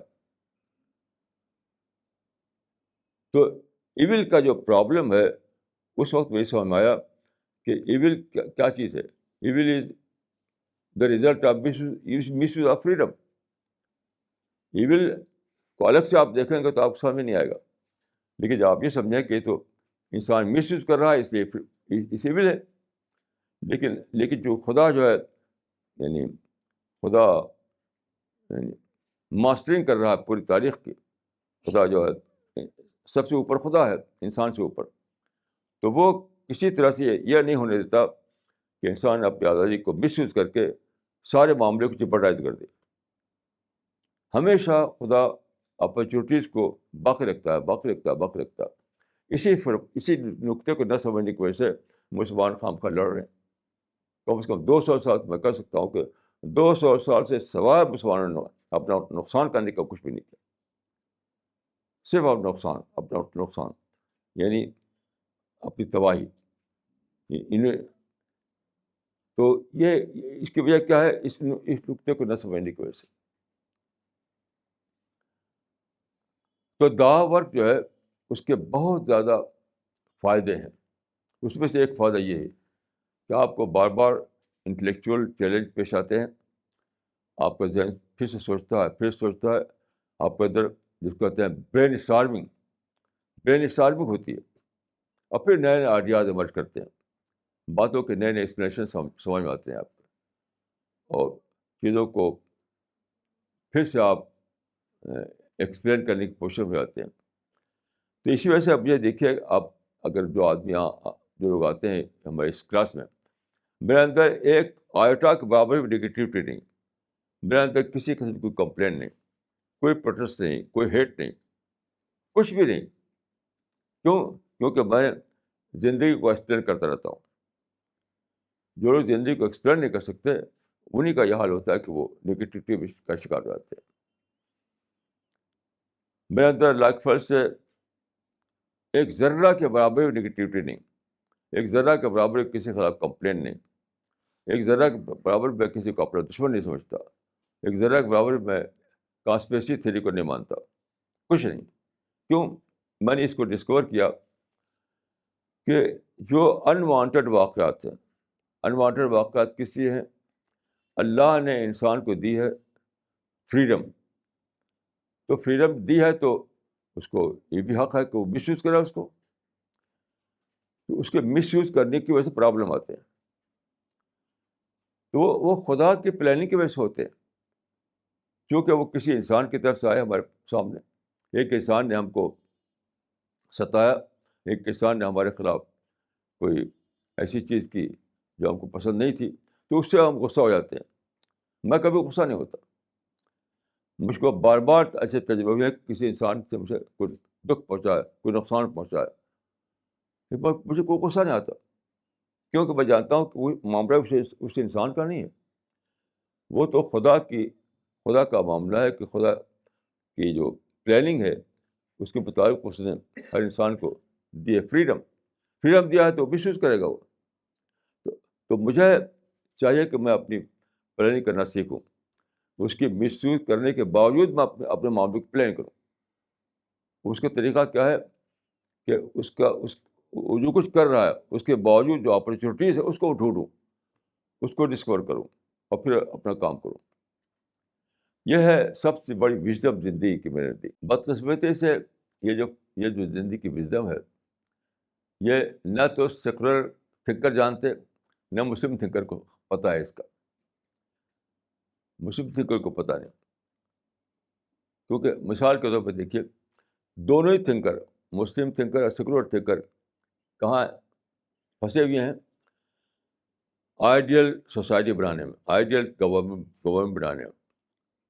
آئیڈیل ہر جگہ وہ آئیڈیل دیکھنا چاہتے ہیں, اس کے لیے لڑتے رہتے ہیں. اس کے لیے ideal society, ideal government, ideal system. لیکن وہ آئیڈیل سسٹم بن نہیں سکتا, کیونکہ سسٹم کہاں بنائیں گے آپ؟ انسانوں کے مجموعے میں.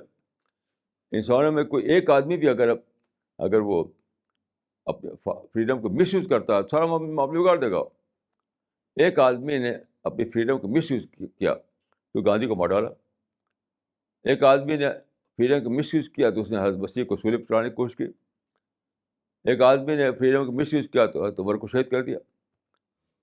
تو جو مجموعہ انسانیت کا ہے اس میں ایک دو آدمی بھی معاملہ بگاڑ سکتے ہیں. تو کبھی بھی ممکن نہیں ہے کہ پرفیکٹ سوسائٹی بنائے, کوئی آئیڈیل سسٹم بنے, یہ ممکن ہی نہیں. لیکن سب لوگ اس آبسیشن میں جیتے ہیں. سوکریٹیز, ارسطاٹل, پلیٹو کا یہی آبسیشن تھا, ideal system, ideal government, ideal society. اس وقت سے لے کر آج تک سب لوگ یہی چاہتے ہیں ایسے کرنا, اور جب وہ نہیں بنتا تو لڑتے ہیں, اس کا بلیم دیتے ہیں کسی حکومت کو, اس کو ٹکراتے ہیں. جیسے آج کل عرب کنٹریز میں جو کہتے ہیں, یعنی عرب اسپرنگ نہیں ہے, وہ عرب ریئیکشن ہے. وہ عرب اسپرنگ کیا ہے؟ یہ تو پازیٹیو ورڈ ہے. یہ سب عرب ریئیکشن ہے. کیوں ہے؟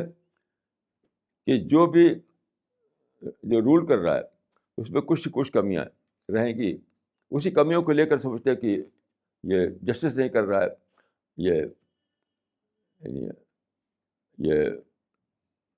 یہ معاملہ بگاڑے ہوئے ہے. تو جسٹس تو پاسبل نہیں ہے آئیڈیل سسٹم میں. Ideal justice can not be achieved. تو میں سمجھتا ہوں کہ سارے لوگ اسی کو لے کر کے نگیٹو ہو رہے ہیں کہ وہ چاہتے ہیں آئیڈیل جسٹس, اور وہ ملتی نہیں ان کو. لیکن اس راز کو دریافت نہیں کر پاتے آئیڈیل جسٹس کیوں ہے. وہ انسان کی وجہ سے نہیں ہے. خدا نے چونکہ آزادی دی ہے, آزادی کو مس یوز کرتا ہے انسان, یعنی خدا کی دی ہوئی آزادی کو مس یوز کرتا ہے, اس سے آتا ہے انجسٹس. تو آپ میں سے کون ہے جو انسان آزادی کو ابالش کر سکے؟ جب ابالش نہیں کر سکے تو اس کو برداشت کیجیے. یہ اتنی بڑی وژڈم ہے جسے پوری پوری ہسٹری لوگ بے خبر ہے، پوری پوری ہسٹری میں لوگ پتہ نہیں. تو اور ہم چاہتے ہیں کہ جو ہمارے ساتھی ہیں، یہ جو ہماری جو گروپ تیار ہوا ہے، وہ اس کا اس کا ایک بہت ہی یعنی اس مشن کا ایک بہت بڑا حصہ یہ ہے کہ دنیا کو نگیٹیوٹی سے نکالے، نگیٹیوٹی کے طوفان سے نکالے. اور نگیٹیوٹی کے طوفان سے نکالنے کا ایک ہی فارمولا ہے، وہ ہے کہ ان کو یعنی ان کو یقین، ان کو سمجھایا جائے، ان کو بتایا جائے کہ جس چیز کو لے کر آپ نگیٹو ہو رہے ہیں وہ تو ہمیشہ باقی رہے گا. تو you have to accept the reality, you have to accept the reality. تو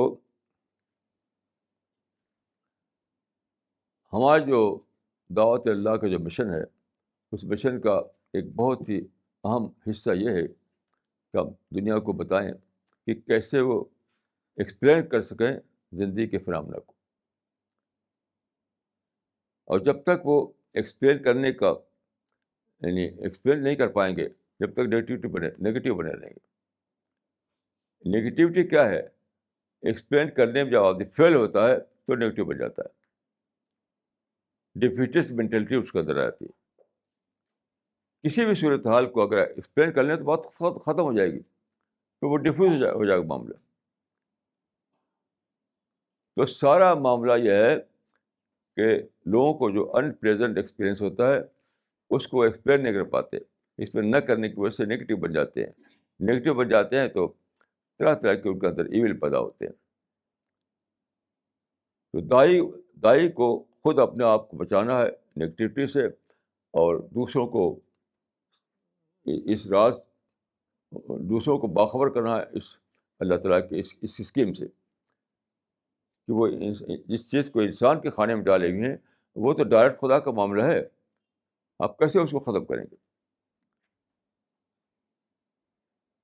جس طرح رات دن خدا لاتا ہے اور سردی اور گرمی میں موسم خدا لاتا ہے، اسی طرح سے آزادی بھی خدا کی دی ہوئی چیز ہے، آپ اس کو ابالش نہیں کر سکتے. تو آزادی ہے تو اس کا آدمی مس یوز بھی کرے گا، مس یوز کرے گا تو آپ کے لیے پرابلم کریٹ کرے گا. تو آپ نگیٹو ہونے کے بجائے اس کو یہ سمجھیے کہ خدا کی جو اسکیم آف تھنگس ہے اس کے مطابق یہ ہو رہا ہے. اور پھر آپ کیا کریں گے؟ آپ پھر اپرچونیٹیز کو تلاش کریں گے، بجائے اس کے کہ آپ پرابلم سے لڑیں. پرابلم سے لڑنے کے بجائے آپ اپرچونیٹی پر دھیان دیں گے. تو سارا معاملہ یہ ہے کہ آپ پرابلم سے نہ لڑ کے اپرچونیٹیز کا تلاش کیا جائے. میں دعا کرتا ہوں کہ اللہ تعالیٰ مجھ کو اور آپ کو توفیق دے کہ ہم خود اس پر قائم ہوں اور دوسروں کو اس سے باخبر کر سکیں. اقول قولی ھذا واستغفر اللہ لی ولکم اجمعین.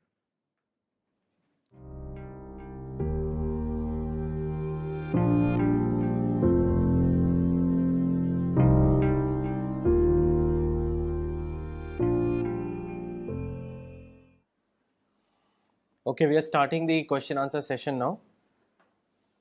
مولانا یہ سوال کراچی پاکستان سے آیا ہے مسٹر عبد اللطیف صاحب کا.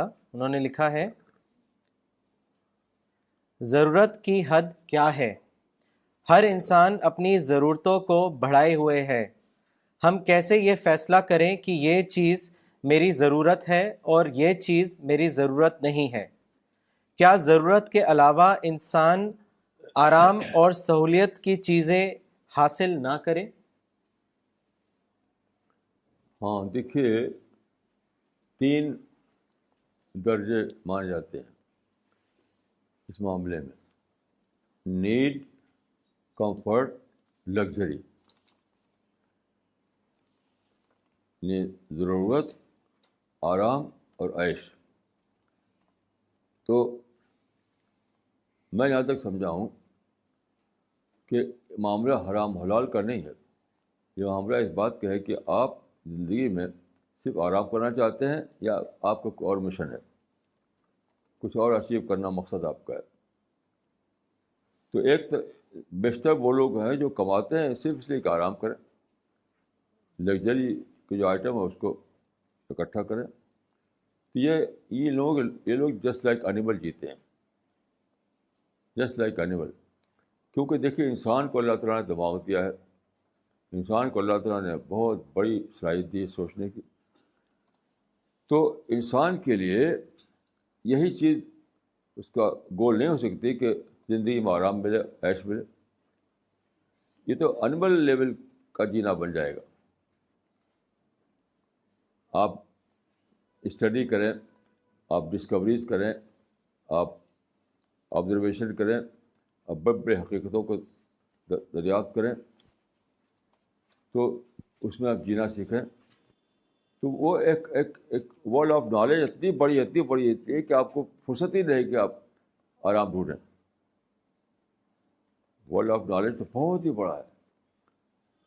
تو ایسی چیز ہے کہ لوگوں کو یہ پتہ نہیں کہ ہمارے پاس ہمارے مائنڈ کا ایک استعمال یہ ہے کہ ہم علم کو پڑھائیں.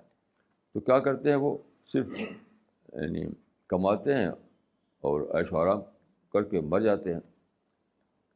تو میں یہ کہوں گا کہ یعنی نیڈ اور کمفرٹ اور لگژری کا معاملہ حرام حلال کا معاملہ نہیں ہے. یہ معاملہ یہ ہے کہ آپ اینیمل بن کر جینا چاہتے ہیں یا کوئی بڑا گول اچیو کرنا چاہتے ہیں آپ. تو اگر آپ کو یعنی اینیمل کی طرح رہنا ہے تو قرآن میں کہا گیا ہے کہ یہ لوگوں کا معاملہ اینیمل جیسا ہے, حیوان جیسا ہے. تو ٹھیک ہے, آپ اسی پہ جیتے رہیے, اسے مر جائیے. لیکن اگر آپ چاہتے ہیں کہ میرے مائنڈ میں جو کیپیسٹی ہے وہ انفولڈ ہو, میرے مائنڈ میں جو غیر معمولی قسم کی صلاحیتیں ہیں اس کو میں اس کو استعمال کر کے میں بڑے بڑے علمی مقام حاصل کروں, تو آپ کو چھوڑنا پڑے گا کمفرٹ کا بھی, لیکن کبھی صرف نیڈ پر آپ کو قائم ہونا پڑے گا. یہ معاملہ حرام حلال کا نہیں ہے, معاملہ اس بات کا ہے کہ آپ زندگی میں کیا چیز اچیو کرنا چاہتے ہیں. جیسے جتنے بھی سائنٹسٹ تھے جنہوں نے بڑی بڑی ڈسکوریز کی, وہ ان کا کوئی زندگی کا کوئی کچھ بھی لگژری, کچھ بھی کمفرٹ سے ان کا مطلب نہیں ہوتا تھا. بس بیئر نیسیسٹی جیتے تھے وہ. تو میں پھر کہوں گا کہ یہ معاملہ حرام حلال کا نہیں ہے, ہم اس بات کا ہے کہ آپ نے زندگی کا گول کیا بنایا ہے. یعنی اپنی باڈی کو یعنی آرام دیتے رہنا یا اپنے مائنڈ کو ڈیولپ کرنا, یہ ہے سارا معاملہ. مائنڈ کو ڈیولپ کرنا ہے تو آپ کو نیڈ پر یعنی بالکل ضرورت پر اکتفا کرنا پڑے گا. مولانا اگلا سوال بھی پاکستان سے آیا ہے. مسٹر عامر بن یوسف نے لکھا ہے, انہوں نے آپ سے پوچھا ہے کہ اللہ کی محبت میں شدید ہونے کے لیے انسان کو کن رولز اور پرنسپلز کو اڈاپٹ کرنا پڑتا ہے, اس کے بارے میں بتائیں. دیکھیے یہ رول کی اور پرنسپل کی بات نہیں ہے, یہ تو اس بات کی چیز ہے کہ آپ یعنی آپ اہمیت جانیں اللہ سے محبت کی. اس بات کو آپ جانیں کہ اللہ نے آپ کو دنیا میں پیدا کر کے رکھا ہے, پھر موت آئے گی. تو موت کے بعد جب سامنا ہوگا اللہ تعالیٰ کا, جب سامنا ہوگا تو یعنی کس طرح فیس کریں گے اس سامنے کو.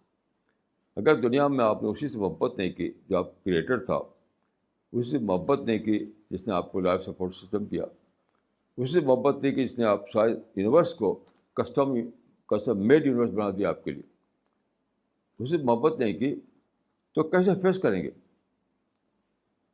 یہ مسئلہ ہے. کوئی رول نہیں, کوئی پرنسپل نہیں, کوئی طریقہ نہیں. اس حقیقت کو جو آدمی دریافت کر لے گا تو اپنے آپ ہی اس کے اندر محبت آئے گی. محبت کہتے ہیں اسٹرانگ افیکشن کو. کیسے نہیں آئے گی بتائیے؟ اگر آپ دریافت کر لیں کہ خدا جس نے آپ کو وجود دیا, یہ خدا جس نے آپ کو یہ پلانٹ ارتھ دیا, یہ خدا جس نے آپ کو لائف سپورٹ سسٹم دیا, یہ خدا جو آپ کو آکسیجن سپلائی کر رہا ہے سانس لینے کے لیے, یہ خدا جو سورج چمکائے ہوئے آپ کو روشنی اور حرارت دے رہا ہے, یعنی سب کچھ جو ملا ہے وہ اللہ دے رہا ہے، ساری باؤنڈریز ہیں خدا کی طرف سے. تو یہ آپ کو ڈسکور کر دیں تو اس کے بعد جو چیز پیدا ہوگی وہی ہے خدا سے اسٹرانگ افیکشن، خدا سے محبت. تو ڈسکوری نہ ہونے کی وجہ سے ایسا ہوتا ہے. ہم بے خبر ہوتے ہیں اس بات سے کہ خدا نے ہمیں کیا دے رکھا ہے، کیا چیز دے رکھی ہے، بالکل بے خبر. مثلا یہ کہ ہم بول رہے ہیں، دوسرا آدمی سن رہا ہے، تو عام لوگ اس کو سوچتے بھی نہیں کہ اس میں کیا اللہ تعالیٰ کی نعمت یہ ہے. یہ بولنا بہت ہی عجیب غریب ایک واقعہ ہے، سننا ایک بہت عجیب غریب فنامنا ہے. کیسے بولنا ہوتا ہے، کیسے سننا ہوتا ہے، اس کو آپ سوچیے تو 1000 سال تک کسی بھی سوچتے رہیے. آپ سانس لیتے ہیں تو ہر وقت آکسیجن سپلائی ہو رہا ہے. آپ پر آنکھ ہے لیکن روشنی نہ ہو تو آپ دیکھ نہیں پائیں گے. ان سب باتوں کو سوچیں تو اسی کے نتیجے میں جو چیز پیدا ہوتی ہے اسی کا نام اللہ سے محبت ہے. نہ سوچیں تو انبل بنے رہیں گے. تو سارا معاملہ ہوتا ہے سوچنے یا نہ سوچنے کا. مولانا اگلا سوال آیا ہے دلی سے، جامعہ ملیہ اسلامیہ سے، مس عابدہ کوثر کا. انہوں نے لکھا ہے، مولانا جزاکم اللہ خیر for such a beautiful and thought provoking lecture which opened the closed vistas of mind. My question is, can we use the example of first and second pledge of Aqaba as the best example of the use of opportunity of dawah among tourists by the Prophet? اچھا، بیت عقبہ ہے، وہ عقبہ ہے. وہ دیکھیے بیت عقبہ کیا چیز ہے. عقبہ کہتے ہیں گھاٹی کو، گھاٹی. تو رسول اللہ صلی اللہ علیہ وسلم جب مکہ میں تھے تو آپ نے 2 صحابی بھیجے مدینہ، وہاں جا کر قرآن پڑھ کے سناتے تھے، دعوت کرتے تھے. وہ ان کا نام تھا مقری. مقری معنی پڑھ کر سنانے والا. جیسے آج کل ہم لوگ ڈسٹریبیوٹ کرتے ہیں قرآن، یہی سمجھ لیجیے ہم پرنٹنگ ٹیکنالوجی کے دور میں ہیں تو ہم قرآن ڈسٹریبیوٹ کرتے ہیں. وہ اس وقت چھپا ہوا قرآن موجود نہیں ہوتا تھا، جا کے سناتے تھے وہ سیم. تو کیا ہوا کہ مدینے میں کئی لوگ اسلام میں داخل ہو گئے. تو رسول اللہ صلی اللہ علیہ وسلم تھے مکہ میں، وہ وہاں سے ملنے آئے، رسول اللہ سے ملنے کے لیے وہاں سفر کیا انہوں نے. تو مکے میں داخل نہیں ہوئے. وہ گھاٹی ہوا کرتی تھی پہاڑوں کی، پہاڑ زیادہ پہاڑی سلسلے تھے وہاں پر. تو کسی گھاٹی میں وہ ملے رات کے وقت. تو ایک بار پہلی بار جو آئے تو اس کو کہتے ہیں بیت عقبہ اولا. پھر وہ چلے گئے، وہ تھوڑے لوگ تھے. پھر دوسری بار آئے، دوسری بار 73 آدمی تھے. تو وہ بھی رات کو ملے رسول اللہ صلی اللہ علیہ وسلم سے، تو ہدایت لینے کے لیے. تو بیت عقبہ اولا اور ثانیہ جو تھی وہ سچ پوچھے تو یعنی جو لوگوں نے اسلام کو میں سچائی کو دریافت کیا تھا وہ مزید انسٹرکشن لینے کے لیے، مزید رہنمائی کے لیے رسول اللہ سے ملے تھے. یہ تھا بیت عقبہ اولا، بیت عقبہ ثانیہ. جہاں تک ٹورسٹ کا معاملہ ہے، وہ ظاہر ہے کہ ہم کو دعوت کرنا ٹورسٹ میں، لیکن اس سے میں اس کو ریٹ نہیں کر پاتا ہوں کہ اس سے کیا تعلق ہو. مولانا اگلا سوال ہے مسٹر رجنیش کمار شرما کا دلی سے. انہوں نے لکھا ہے، زندگی کا سمے سیمت ہے، کیا سزا یا جزا اننت کال کے لیے ہوگی؟ دیکھیے یہ تو وہاں جا کے پتہ چلے گا. ہم یہ نہیں کہہ سکتے، لیکن آپ سوچئے یہ اپرچونیٹی کو مس کرنا ہے. یہ مت سوچیے، اس طرح مت سوچیے. اس طرح سوچیے کہ اگر آپ بچپن میں اسکولنگ نہیں ہوئی آپ نے اس کے بعد کوئی ماسٹر ڈگری نہیں لی، کوئی اچھی ڈگری نہیں لی آپ نے، تو زندگی بھر اس کو بھگتنا پڑے گا. یعنی بچپن میں اسکولنگ نہیں ہوئی، اس کے بعد آپ نے یونیورسٹی کی اچھی ڈگری نہیں لی تو بھگتائیں گے زندگی بھر. تو اسی طریقے سے دنیا کا معاملہ آخرت کا معاملہ ہے. یہاں اگر ہم تیاری نہیں کی آپ نے، یعنی پریپریشن کے ساتھ ہم آخرت میں داخل نہیں ہوئے تو وہاں بھگتنا پڑے گا. باقی سمے کا معاملہ جو ہے وہ تو ہم نہیں کہہ سکتے کہ کیا ہے، کیونکہ دیکھیے یہ ٹائم اینڈ اسپیس کا جو سوچ ہے وہ اسی دنیا تک ہے. وہ بیان ٹائم اور بیان اسپیس کا معاملہ ہے. وہ تو ہم ٹائم اسپیس کے اندر جیتے ہیں تو ہم بیان ٹائم اور بیان اسپیس کے بارے میں کوئی بات کوئی ججمنٹ نہیں دے سکتے. صرف ایک پرنسپل کے طور پر ہم جان سکتے ہیں کہ اگر ایک آدمی اپنے بچپن کو کھو دے, اپنی جوانی کو کھو دے, تو بڑھاپے تک اس کو سفر کرنا پڑتا ہے. ایسے وہاں بھی ہوگا. مولانا اگلا سوال رائے پور سے ہے, مسٹر ادریس کا. انہوں نے لکھا ہے, مولانا صاحب, in today's lecture personality was defined as changelessness in change. However, the concept of personality development is based on assumption that personality is also subject to change. Kindly clarify this. نہیں, دوسرے معاملے میں ڈیولپمنٹ کا صحیح لفظ ہے. Personality کو develop کرنا. چینج تو مانے تو کچھ چیز, چینج ایک الگ لفظ ہے.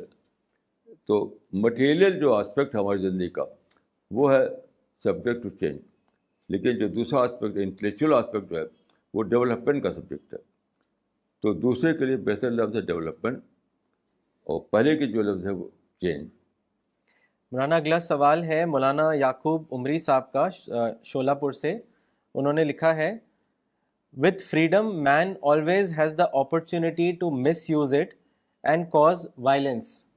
In such a situation, how can we maintain peace? What should be our responsibility to maintain or establish peace? دیکھیے, پیس یعنی پورا سسٹم پیس فل طریقے سے اسٹیبلش ہو جائے, شاید دنیا میں یعنی پیس قائم ہو جائے, یہ گول ہی نہیں ہے. کبھی بھی ایسا نہیں ہو سکتا. آپ صرف ایک انڈیویجول کے اندر لا سکتے ہیں آئیڈیالوجی آف پیس. پورے سسٹم کو دنیا بھر کر نہیں بدل سکتے آپ. دیٹ از ناٹ آور گول. کیونکہ اس گول کو اچیو کرنے کے لیے پھر جیسا کہ میں نے عرض کیا, انسان کی فریڈم کو ابالش کرنا پڑتا ہے. اسی لیے جو لوگ یعنی وہ عادلانہ نظام کی باتیں کرتے ہیں, وہ میں نے دیکھ وہ ان نیچرل باتیں کرتے ہیں. عادلانہ نظام کبھی بھی آئیڈیل سینس میں بن نہیں سکتا, نام کی بات ہے. انڈیویجول بن سکتے ہیں صرف. ہمارا جو نشانہ ہے وہ انڈیویجول کو یعنی عادل بنانا, نہ کہ پوری دنیا کا نظام جو ہے اس کو عادل بنانا. وہ ہمارا نشان ہی نہیں ہے, کیونکہ وہ پاسبل نہیں ہے. مولانا اگلا سوال آیا ہے بنگلور سے, مولانا عنایت اللہ عمری صاحب کا. انہوں نے آپ سے پوچھا ہے کہ حالات کو پرامن رکھنے کی ذمہ داری مدعو پر ہے یا دائی پر؟ دائی پر, صرف دائی پر. مدعو پر ذمہ ڈالنے کے معنی ہے کہ کبھی بھی حالات یعنی معدل نہ ہوں. یہ تو ہمارا انٹرسٹ ہے اس میں کہ حالات اچھے جب بنیں گے تبھی تو ہم دعوت دے سکیں گے. مدعو کا کیا, مدعو کا یہ کنسرن نہیں ہے. ہمارا کنسرن ہے کہ حالات کو نارملائز کرنا تاکہ دعوت کا کام جو ہے وہ ہو سکے. اس کی بہترین مثال جو ہے خود رسول اللہ کی زندگی ہے کہ آپ نے یک طرفہ طور پر یعنی ایڈجسٹ کیا تاکہ نارملسی باقی رہے. مثال کے طور پر حدیبیہ میں آپ نے حدیبیہ کا جو اگریمنٹ تھا اس میں آپ نے جو ادر پارٹی تھی اس کے کنڈیشنز کو یونیلیٹرلی مان لیا, ایک ایک کر کے مان لیا, کیونکہ اس کے معنی سے پیس آتا تھا. تو اس میں کوئی شک نہیں کہ مدعو پر ذمہ داری ڈالنا کہ وہ پیس قائم کرے, یہ بالکل ان نیچرل اور امپاسبل بات ہے. دائی کو ذمہ داری لینا چاہیے کہ جو میں کہا کرتا ہوں کہ آئی ول ڈو اٹ, اپنے اوپر لینا چاہیے کہ مجھے حالات کو نارملائز کرنا ہے, مجھے پیس قائم کرنا ہے تاکہ دعوت کا جو مشن میرا ہے وہ اسموتھ طور پر چلتا رہے. تو بلا شبہ حالات کو نارملائز کرنا دائی کی ذمہ داری ہے, مدعو کی ذمہ داری نہیں ہے. مثلا انڈیا میں دیکھیے مسلمان جو آئے دن مانگ لے کھڑے ہوتے ہیں، میں اس کو بالکل غلط سمجھتا ہوں، بہت زیادہ غلط سمجھتا ہوں. مانگ لے لے کے اٹھتے ہیں تو کیا ہوتا ہے، نفرتیں پیدا ہوتی ہیں، نارمل حالات باقی نہیں رہتے، آپس میں دشمنیاں ہوتی ہیں، کہیں کہیں ٹکراؤ ہو جاتا ہے، لڑائی ہوتی ہے. یہ سب میرے نزدیک حرام سے کم نہیں ہے. مسلمانوں کو چاہیے کہ ایک طرفہ طور پر اپنی شکایت کو ختم کر دیں، کوئی شکایت نہیں. مثال کے طور پر اگر ان کو جاب نہیں ملتا نہ جاب ملے، نہ ملے جاب، اس کو لے کر کے جلوس نکالنا، ہنگامہ کرنا اور پھر اس کے بعد بلڈ سیٹ ہونا، یہ بالکل حرام سے کم نہیں ہے. تو کوئی بھی جو مانگ لے کر مسلمان کھڑے ہوتے ہیں، اس مانگ کی وجہ سے جو ٹکراؤ ہوتا ہے، جو نفرت پیدا ہوتی ہے، وہ سب دعوت کی شریعت میں حرام ہے. مسلمانوں کو چاہیے کہ ایک طرفہ طور پر یونیلیٹرلی وہ سب کو ختم کر دیں تاکہ پیس قائم ہو، اور پیس جب قائم ہوگا تو دعوت ہو سکے گا. مولانا اگلا ایک کامنٹ آیا ہے دوحہ سے، مولانا عبد الباسط عمری صاحب کا. انہوں نے لکھا ہے، مولانا مجھے بہت خوشی ہو رہی ہے کہ الرسالہ مشن کو جوائن کر کے صحیح معنوں میں زندگی کیا ہے اس کو تھرلنگ کی سطح پر جان رہا ہوں. مولانا آپ کو کتنی بھی دعائیں دوں کم ہیں، اللہ ہی آپ کو اس کا صحیح بدلہ دے گا. بس اپنے لیے اور سب کے لیے یہ دعا کرتا ہوں کہ اللہ مجھے آپ سے زیادہ سیکھنے اور سمجھنے کا موقع دے. مولانا اگلا سوال ہے ڈاکٹر فریدہ خانم کا دلی سے. انہوں نے لکھا ہے، today I went to Nehru park and distributed copies of the Quran. One gentleman responded in these words, I have been waiting to read the Quran for the last 10 years, but I could not find a copy. Now I am 80 years old. I thank God for choosing me for this blessing. Maulana, my question is that I want to ask, why is it that Muslims do not give Quran to non-Muslims, while the Prophet had expressly commanded them to convey the divine message to mankind? دیکھیے، شیطان جو ہے اس کا سب سے بڑا فتنہ کیا ہے، جب وہ مقدس بن کر آتا ہے، یہ دین کے نام پر آتا ہے. یہ علماء نے لکھا، آپ اس کی کتاب پڑھ لیجیے، تلبیس البیس جو کتاب ابن قیم کی، کہ شیطان کا سب بڑا فتنہ یہ ہے کہ وہ اسلام کے نام پر آپ کو بہکائے، دین کے نام پر بہکائے. تو شیطان نے بہت ہی بڑا فتنہ چھڑ رکھا ہے جس میں مسلمان مبتلا ہے، وہ ہے بے حرمتی کا تصور، کہ قرآن کی بے حرمتی ہوگی. یہ تو بالکل ہے ہی نہیں، نہ قرآن میں نہ حدیث میں. کیونکہ بے حرمتی ہوگی اس لیے ان کو قرآن نہیں دیتے. یعنی بالکل ہی شیطانی نظریہ یہ ہے کہ قرآن کی کو بے حرمتی سے بچاؤ اور اس کے لیے ان کو غیر مسلموں کو نہ دو. میں اس کو بالکل باطل سمجھتا ہوں، ایک شیطانی طریقہ سمجھتا ہوں کہ آپ بے حرمتی کے تصور سے قرآن کو غیر مسلموں تک نہ دیں. بالکل اس سے کوئی سرتاسر بیس لیس بات ہے. ہمیں چاہیے کہ قرآن یعنی اچھے خوب پھیلائیں. یعنی اگر فرض کیے کوئی ہندو عربی جانتا ہے، عربی میں دیں، اس میں کوئی بہوبتی نہیں.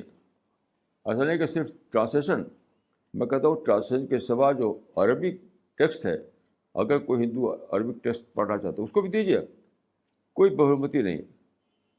قرآن اسی لیے اترا ہے کہ لوگوں کو پہنچایا جائے، لوگوں کو اللہ کا جو کریشن پلان ہے اس سب لوگوں کو باخبر کیا جائے. تو اس کو دینا ہی دینا ہے ہمیں، کوئی کنڈیشن نہیں، کوئی بے حرمتی نہیں، کوئی اس میں برائی نہیں. جو بھی چاہے قرآن کو حاصل کرنا اس کو دیجیے، چاہے ٹرانسلیشن دیجیے چاہے ٹیکسٹ دیجیے. یہ بے حرمتی کا تصور باطل ہے، یہ شیطانی مسئلہ ہے، اسلام سے اس کا کوئی تعلق نہیں. اسی تصور نے یہ کیا کہ مسلمان اپنے گھروں میں رکھے رہتے ہیں، قرآن خود تلاوت کرتے ہیں اور وہ نان مسلم تک اس کو نہیں پہنچاتے. مولانا اگلا سوال ہے دلی سے. مولانا ایک بات یاد کر دوں کہ قرآن کی ایک آیت سے بہت ہی غلط مسئلہ نکالا گیا ہے.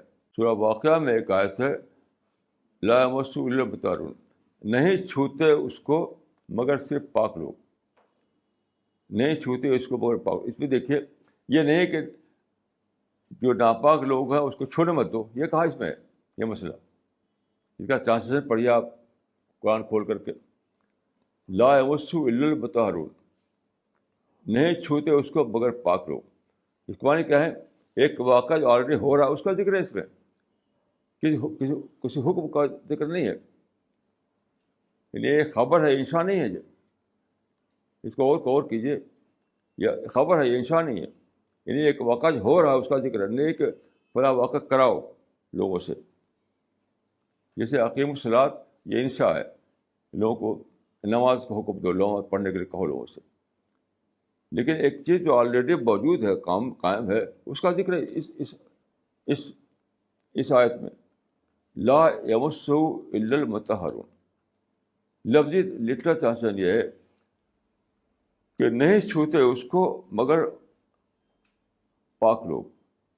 اب آپ کو یہ سے بھی جاننا ہے کہ وہ کون سا واقعہ ہے جو بالفعل ہو رہا ہے، پتہ کیجیے تو معلوم ہوگا کہ وہ تو انجل ہے. یعنی اس میں اس واقعے کا ذکر ہے جو آلریڈی انجل کے ذریعے ہو رہا ہے. یعنی رسول اللہ تعالیٰ کے جب بھیجتے ہیں قرآن کے حصے تو انجل لے کر آتے ہیں اس کو. یعنی کوئی دوسرا طریقہ سے رسول اللہ تک پہنچ جاتا ہو. تو اللہ کا جو طریقہ ہے انسان سے وہ ڈائریکٹ نہیں ہوتا ہے، وہ انجل کے تھرو ہوتا ہے. اور انجل پاک لوگ ہیں، انجل جو ہے نور سے بنے ہوئے ہیں. اس میں وہ ذکر ہی نہیں، وہ بس نہیں ذکر نکال رکھا لوگوں نے. اس میں خبر ہے، انشاء نہیں ہے. یعنی آلریڈی جو واقعہ ہو رہا ہے اس کی خبر دی جا رہی ہے کہ فرشتے اس کو ٹچ کرتے ہیں، فرشتے اس کو چھوتے ہیں. لیکن اسی کا نکال لیا لوگوں نے مسئلہ کہ لوگوں کو پاک کرواؤ. یہ کہا اس میں، اس آیت میں. یعنی خبر کو انشاء بنا رکھا ہے. اس کے نتیجے میں اتنی بڑی برائی آ گئی مسلمانوں کے اندر کہ قرآن پہنچنے نہیں دیتے وہ نان مسلم تک. مولانا اگلا سوال دلی سے ہے، مولانا شارق حسین صاحب کا. انہوں نے لکھا ہے، ایک مسلمان سے ملاقات ہوئی، وہ ایک مسلم گرو کے فالوور ہیں. انہوں نے اپنے موبائل کے اسکرین پر اپنے گرو کا فوٹو لگا رکھا تھا. وہ اس فوٹو کو بار بار محبت سے دیکھتے تھے. یہی منظر میں نے ہندو آشرموں میں ہندو گرو کے ساتھ دیکھا ہے. وہ اپنے گرو کا فوٹو اپنے موبائل پہ رکھ کر اس کو محبت کے ساتھ دیکھتے تھے. تاریخ سے معلوم ہوتا ہے کہ بت پرستی اسی طرح پیدا ہوئی تھی کہ پچھلے لوگ اپنے بڑوں کی تصویر بنا کر اس کو اپنے پاس رکھتے تھے. اس کے بارے میں کچھ بتائیں. ہاں صحیح آپ نے کہا. یعنی جس کو کہتے ہیں اسٹرانگ افیکشن، تو وہ اسٹرانگ افیکشن کسی بھی چیز سے اگر پیدا ہو جائے آپ کو ادر دین گاڈ تو وہ شرک ہے. اس کا نام شرک ہے. چاہے وہ اپنے کئی لوگ میں نے دیکھا اپنے بیٹے کے لگا رہتے ہیں، اپنی بیٹی کے لگا رہتے ہیں، اس کو دیکھتے رہتے ہیں. میں اپنے سفر میں ایک صاحب کے تھا ساتھ، تو وہ بار بار کھول کے ایک چیز دیکھتے تھے. میں نے کہا کیا چیز ہے؟ تو میرے بیٹے کی تصویر ہے، بیٹا اور بیٹی کی تصویر لیے دیکھتے رہتے ہو. یہ سب بالکل یعنی ایبسرڈ بات ہے. اور شرک جو آیا کہاں سے آیا؟ وہ انڈیویجول کلٹ جو کہتے ہیں اس سے آیا. انڈیویجول کلٹ پہلے آتا ہے، پھر وہ شرک بن جاتا ہے. یہ بھی پہلے تصویر آتی ہے، پھر بت بن جاتا ہے. تو کسی بھی شخص سے، چاہے آپ کا بیٹا بیٹی ہو، چاہے گرو ہو یا کوئی بھی ہو، اس کے ساتھ آپ کو اندر اسٹرانگ افیکشن اگر ہے تو آپ سمجھ لیجیے کہ آپ شرک میں مبتلا ہیں. خدا کے سوا کسی اور سے آپ کو قلبی تعلق ہو گیا ہے. مولانا اگلا سوال مسٹر دانیال صاحب کا ہے پٹنہ سے. انہوں نے لکھا ہے، مولانا میں پٹنہ کے ایک مشہور عالم سے بات کر رہا تھا. اس دوران الرسالہ مشن اور دعوت اللہ کے موضوع پر بات ہوئی. انہوں نے کہا کہ دعوت فرض کفایہ ہے. میں نے ایکسپلین کرتے ہوئے کہا کہ دعوت کا کام مسلمانوں کے اوپر فرض ہے. پھر انہوں نے کہا کہ ہاں کسی صورتحال میں فرض ہے اور کسی صورتحال میں فرض کفایہ. مولانا برائے کرم اس کی وضاحت کریں. دیکھیے یہ جھوٹا مسئلہ ہے. جھوٹا اس لیے کہہ رہا ہوں کہ اس کی کوئی اصل نہیں قرآن و حدیث میں. بلا شبہ جھوٹا مسئلہ ہے. تمام صحابہ وہاں پر رسول اللہ مکہ میں یا مدینے میں ایسا نہیں تھا کہ دعوت تو رسول اللہ کریں گے، ہمیں کیا کرنا ہے، وہ تو فرض ادا کر رہے ہیں۔ ہر صحابی اپنے کو داعی سمجھتا تھا۔ آج بھی ہر مسلمان کو اپنا داعی سمجھنا، یہ بلا شبہ ایک جھوٹا مسئلہ ہے، یہ فرض علی الکفایہ ہے۔ دیکھیے میں آپ کو بتا دوں کہ کیا چیز ہے فرض عین اور فرض علی الکفایہ۔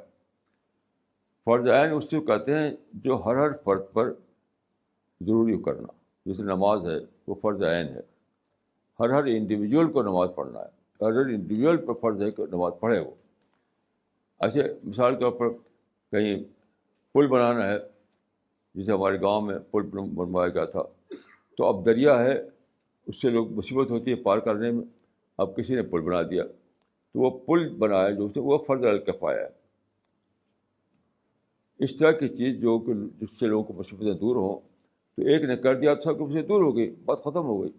لیکن دعوت تو فرض عین ہے بلا شبہ، وہ کوئی پل بنانا اور چاہ بنانا نہیں ہے۔ وہ کسی کو بلڈنگ بنا دیا آپ نے تو وہ سب کے مسئلے ختم ہو گئے تو فرض علی الکفایہ ادا ہوگا؟ نہیں، فرض علی العین کے معنی کیا ہے؟ جس سے بھی آپ کا کنٹیکٹ ہوا، جس سے بھی آپ کی ملاقات ہوئی، اس کی طرف سے آپ کے اوپر فرض ہوگا کہ آپ بتائیں کہ حق کیا ہے۔ یاد رکھیے کہ اس کا یعنی دعوت کا فرض ہونے کا مطلب کیا ہے۔ فرض ہونے کا مطلب یہ ہے کہ جس سے بھی آپ کی ملاقات تھی، جو آپ کانٹیکٹ میں آیا، وہ قیامت میں کہے گا کہ دیکھو بھائی اس شخص سے ملا تھا میں اور اس کو سچائی کا پتہ تھا، اس نے مجھے بتایا نہیں۔ یہ اصل مسئلہ یہ ہے۔ تو سارے دنیا میں جو جس سے ملاقات ہوتی ہے تو ایک ہی فرد سب سے نہیں مل سکتا۔ دنیا میں 7 بلین انسان ہیں، تو ہر ملک میں مسلمان ہیں، تو جو مسلمان اس ملک میں ہیں تو ان پر فرض ہو گیا کہ وہ وہاں کے لوگوں کو سچائی کا پیغام دیں، کیونکہ ہم سفر کر نہیں جا سکتے۔ ہر ملک میں، دنیا میں تقریباً 200 ملک ہیں، ہر ملک میں کچھ نہ کچھ مسلمان موجود ہیں، ہر ملک میں۔ تو ہر مولوی کیا ہر جگہ پہنچ سکتا ہے؟ ہر شخص کیا ہر جگہ پہنچ سکتا ہے؟ جو وہاں پہنچے ہوئے ہیں ان پر فرض ہے کہ وہ ان کو بتائیں۔ یاد رکھیے، اگر آپ کو سچائی ملی ہے اور پڑوس میں کسی کو سچائی نہیں ملی ہوئی ہے تو آپ پر فرض جو آتا ہے کہ اس کو بتائیں۔ تو فرض الکفایہ کیسے رہے گا؟ فرض عین رہے گا وہ، کیونکہ جہاں سفر میں حدیث قرآن مجید نے کہ سفر میں جو ساتھی ہوتا ہے وہ بھی آپ کا پڑوسی ہے۔ تو جو بھی آپ کے پڑوس میں جس سے آپ کا کانٹیکٹ ہوتا ہو، جس سے آپ کا ملاقات ہوتی ہو، اس کی طرف سے آپ کے اوپر یہ لازم آ گیا کہ آپ اس کو سچائی بتائیں، ورنہ قیامت میں آپ کو پکڑے گا آپ کا دامن کہ اس انسان کو سزا دی جائے، مجھے کیوں دی جا رہی ہے، کیونکہ یہ ذمہ دار ہے کہ میں سچائی سے بے خبر رہا۔ یاد رکھیے یہ جھوٹا مسئلہ ہے۔ دعوت اللہ بلا شبہ فرض عین ہے، ہر مسلمان کو یہ کام کرنا ہے۔ اس کا مطلب نہیں کہ آدمی اسپیکر بنے، آتھر بنے، نہیں، یہ مطلب نہیں ہے۔ اس وقت ہم پرنٹنگ پریس کا زمانہ ہے، چیزیں چھپی ہوئی موجود ہیں، قرآن پر، حدیث پر، سیرت پر، اس کو پہنچائیے آپ اپنی جیب میں رکھیے، اپنے پاکٹ میں، اپنے بیگ میں، اور جہاں کوئی ملتا ہے اس کو پہنچاتے رہیے، بس سیدھا سیدھا سیدھا سیدھا سیدھا سا کام ہے۔ ڈسٹریبیوٹر بنیے، یہ مطلب نہیں کہ آپ اسپیکر بنیں، لیکن اس میں کوئی شک نہیں کہ دعوت اللہ فرض عین ہے، فرض الکفایہ نہیں ہے۔ جو لوگ کہتے ہیں وہ ان کے پاس نہ کوئی قرآن کا حوالہ ہے نہ حدیث کا حوالہ ہے، خود ساختہ اپنے تو بنایا انہوں نے، یہ ان کا اپنے دماغ کی پیداوار ہے، اس کا تعلق شریعت سے نہیں ہے۔ مولانا اسی کی کنٹینیوٹی میں ان کا ایک اور سوال ہے، انہوں نے لکھا ہے، مولانا انہوں نے کہا کہ اصل دعوت وہ ہے جو طریقہ رسول سے مشابہ ہو اور اسی میں کامیابی ہے۔ آپ لوگ تو پریکٹیکل دعوت نہیں کرتے۔ انہوں نے کہا کہ آپ لوگ صرف لٹریچر ڈسٹریبیوٹ کرتے ہیں۔ میں نے کہا کہ یہ وہی طریقہ ہے جو رسول اور صحابیہ رسول کا تھا۔ میں نے کہا اصل یہ ہے کہ یہ زمانے کے فرق کا معاملہ ہے۔ اس وقت قرآن چھپے ہوئے نسخے کے روپ میں نہیں تھا، اس لیے صحابہ مکری بنے ہوئے تھے۔ آج قرآن کا چھپا ہوا نسخہ موجود ہے. آج ہمیں سچویشن کے اعتبار سے کبھی مکری اور کبھی ڈسٹریبیوٹر بننا ہے. اس پر وہ خاموش ہو گئے.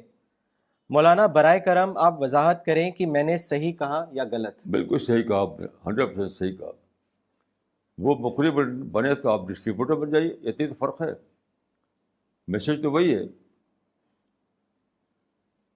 وہ عربی میں کہتے تھے کیونکہ سمجھنے والے عربی کے لوگ ہوا کرتے تھے. آپ دوسری زبان میں کہیے, انگریزی زبان میں یا اور دوسری زبانوں میں, تو میسج تو وہی سیم میسج ہے. یہ تو ظاہری فرق ہوا, اصل چیز تو میسج ہے. تو میں سمجھتا ہوں کہ آپ نے بالکل صحیح جواب دیا. مولانا اگلا سوال دوحہ قطر سے ہے, مولانا عبد الباسط تمری صاحب کا. انہوں نے لکھا ہے, مولانا سیلف ہیمرنگ کے بارے میں کچھ وضاحت چاہتا ہوں, اپنے تجربے کے روشنی میں آپ بتائیں. سیلف ہیمرنگ کا مطلب ہے خود اپنا محاسبہ. تو محاسبہ لوگ عام طور پر دوسروں کو کرتے ہیں. دوسرے کی غلطی پر ٹوکیں گے, دوسروں کی غلطی پر اسے بحث کریں گے, دوسروں کی غلطیوں کو خوب بیان کریں گے. خود اپنی غلطی ڈھونڈنا یہ نہیں کریں گے. تو یہ تو بہت ہی یعنی بہت بڑی بھول ہے. کیونکہ حدیث میں آتا ہے حاسبوا انفسکم قبل ان تحاسبوا. یہی ہے سیلف ہیمرنگ. حاسبوا انفسکم قبل ان تحاسبوا, یعنی اس سے پہلے کہ اللہ کے یہاں تمہارا محاسبہ کیا جائے تم خود اپنا محاسبہ کر لو. حاسبوا انفسکم قبل ان تحاسبوا, یہی ہے سیلف ہیمرنگ. سیلف ہیمرنگ کوئی الگ چیز نہیں ہے. وہی جو حدیث میں کہا گیا ہے ذاتی محاسبہ, اپنی اسکروٹنی, اسی کا نام ہے سیلف ہیمرنگ. اور انسان آپ جانتے ہیں کہ آدمی اپنی کمزوریوں کو خوب جانتا ہے. کوئی آدمی ایسا نہیں ہے جو اپنی کمزوریوں کو نہ جانے. تو آپ تنہائی میں بیٹھ کر سوچیں کہ میرے اندر کیا کمزوریاں ہیں, کیسے ان کی اصلاح کروں میں, کیسے میں اپنے کو ایسا بناؤں کہ اللہ کے سامنے میں بڑے ذمہ ہو سکوں. اسی کا نام سیلف ہیمرنگ. سیلف ہیمرنگ کے معنی ہے ذاتی محاسبہ, بس. مولانا اگلا سوال مسٹر عارف جیلانی کا ہے, کشمیر سے. انہوں نے لکھا ہے, مولانا صاحب حال ہی میں ڈاکٹر طاہر القادری انڈیا میں آئے تھے. انہوں نے بھی ہر قسم کی دہشت گردی کو رد کر دیا. آپ ان کے متعلق کیا رائے رکھتے ہیں؟ نہیں, دیکھیے میں کسی شخص والے کو رائے, باقی میں جانتا ہوں کہ دنیا میں میرے سوا کوئی بھی نہیں ہے صحیح معنی رد کرے. وہ لوگ رد کرتے ہیں ایسا کہ اس میں پھر بھی جسٹیفیکیشن باقی رکھتے ہیں وہ, جتنے دوسرے لوگ مجھے معلوم ہے. باقی میں کسی فرد کو لے کر نہیں کچھ کر سکتا, لیکن جہاں تک میں نے پڑھا ہے اور سنا ہے لوگ مسلمانوں کو بچاتے ہوئے دہشت گردی کی تردید کرتے ہیں. مسلمانوں کو سیدھے سیدھے کنڈم نہیں کرتے, کیونکہ مسلمانوں پر تو ان کی ساری انڈسٹری چل رہی ہے.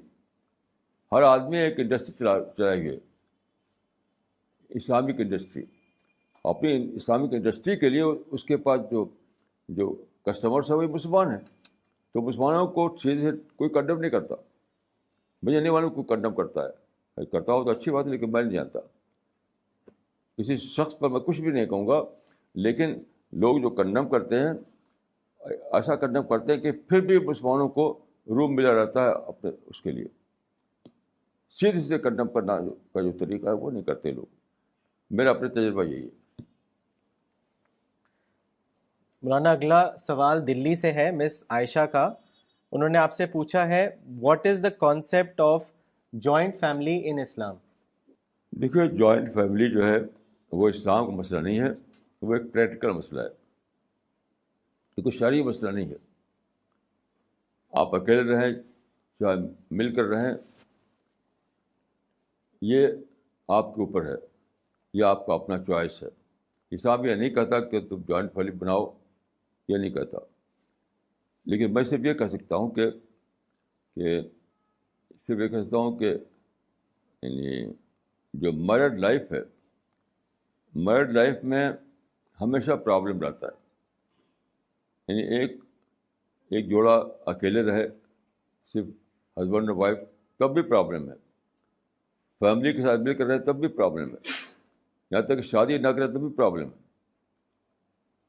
تو ہر صورت میں پرابلم باقی رہتا ہے، صرف اس کا نیچر بدلتا رہتا ہے. نیچر اکیلے ہیں تب بھی پرابلم، دو ہیں تب بھی پرابلم، فیملی میں تب بھی پرابلم. تو ہوتا یہ ہے کہ آدمی جس سچویشن میں ہے وہاں جو پرابلم فیس کرا تو اس سمجھتا کہ بس یہاں یہ پرابلم ہے، اگر میں اس سے الگ طریقہ اختیار کروں تو وہاں پرابلم نہیں رہے گا. عام طور پہ یہ لوگ خیال ہے. تو بہرحال میں یہ کہوں گا کہ married life it self is a problem, بلکہ لائف خود پرابلم ہے. قرآن میں ہے کہ لقد خلقنا الانسان فی کبد، انسان کو ہم نے پیدا کیا ہے پرابلم ہے. تو پرابلم تو پارٹ آف لائف ہے. کیسے آپ پرابلم فری لائف بنائیں گے؟ اکیلے رہیے، شادی کر کے رہیے، جوائنٹ فیملی میں رہیے، کہیں بھی رہیے، ہر جگہ پرابلم ہے. تو اصل چیز ہے کہ you have to know the art of problem management. اصل چیز یہ ہے. جوائنٹ فیملی بھی ٹھیک ہے اور الگ الگ رہنا بھی ٹھیک ہے، دونوں ٹھیک ہے، اس میں کوئی شرعی مسئلہ نہیں ہے. اصل مسئلہ یہ کہ آپ جانیں کہ پرابلم کو مجھے مینیج کرنا ہے، پرابلم سے ٹکرانا نہیں ہے. بس اس چیز کو لوگ نہیں جانتے. لوگ آرٹ آف پرابلم مینجمنٹ نہیں جانتے، اس لیے پریشان رہتے ہیں. مولانا اگلا سوال دلی سے ہے، مولانا ذکوان ندوی کا.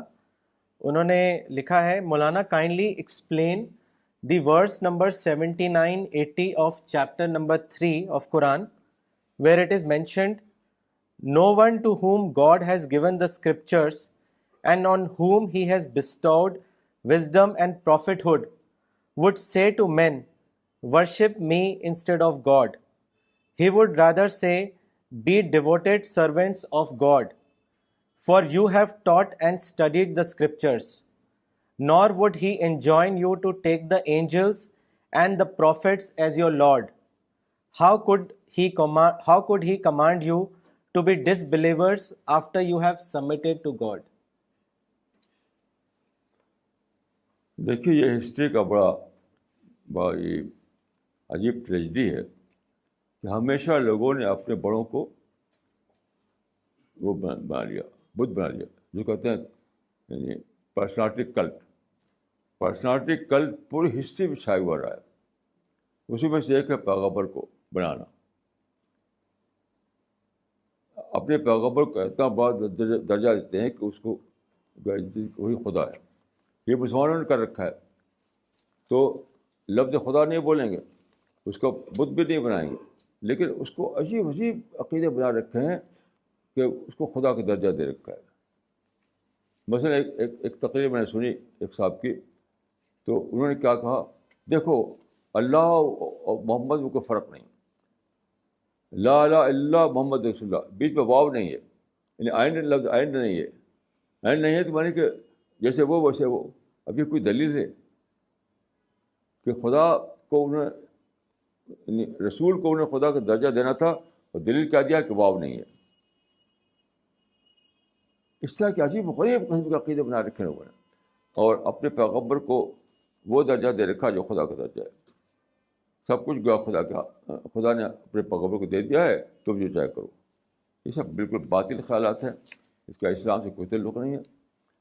یہ اس کو کہتے ہیں پرسنالٹی کلٹ. ساری تاریخ میں قوموں کا یہ قوم میں بات پائی جاتی رہی کہ جس کو پرسنالٹی کلٹ کہا جاتا ہے، شخصیت پرستی. تو شخصیت پرستی کے مختلف وہ ہیں طریقے ہیں، وہی بڑھ کر کے بت پرستی بن جاتی ہے.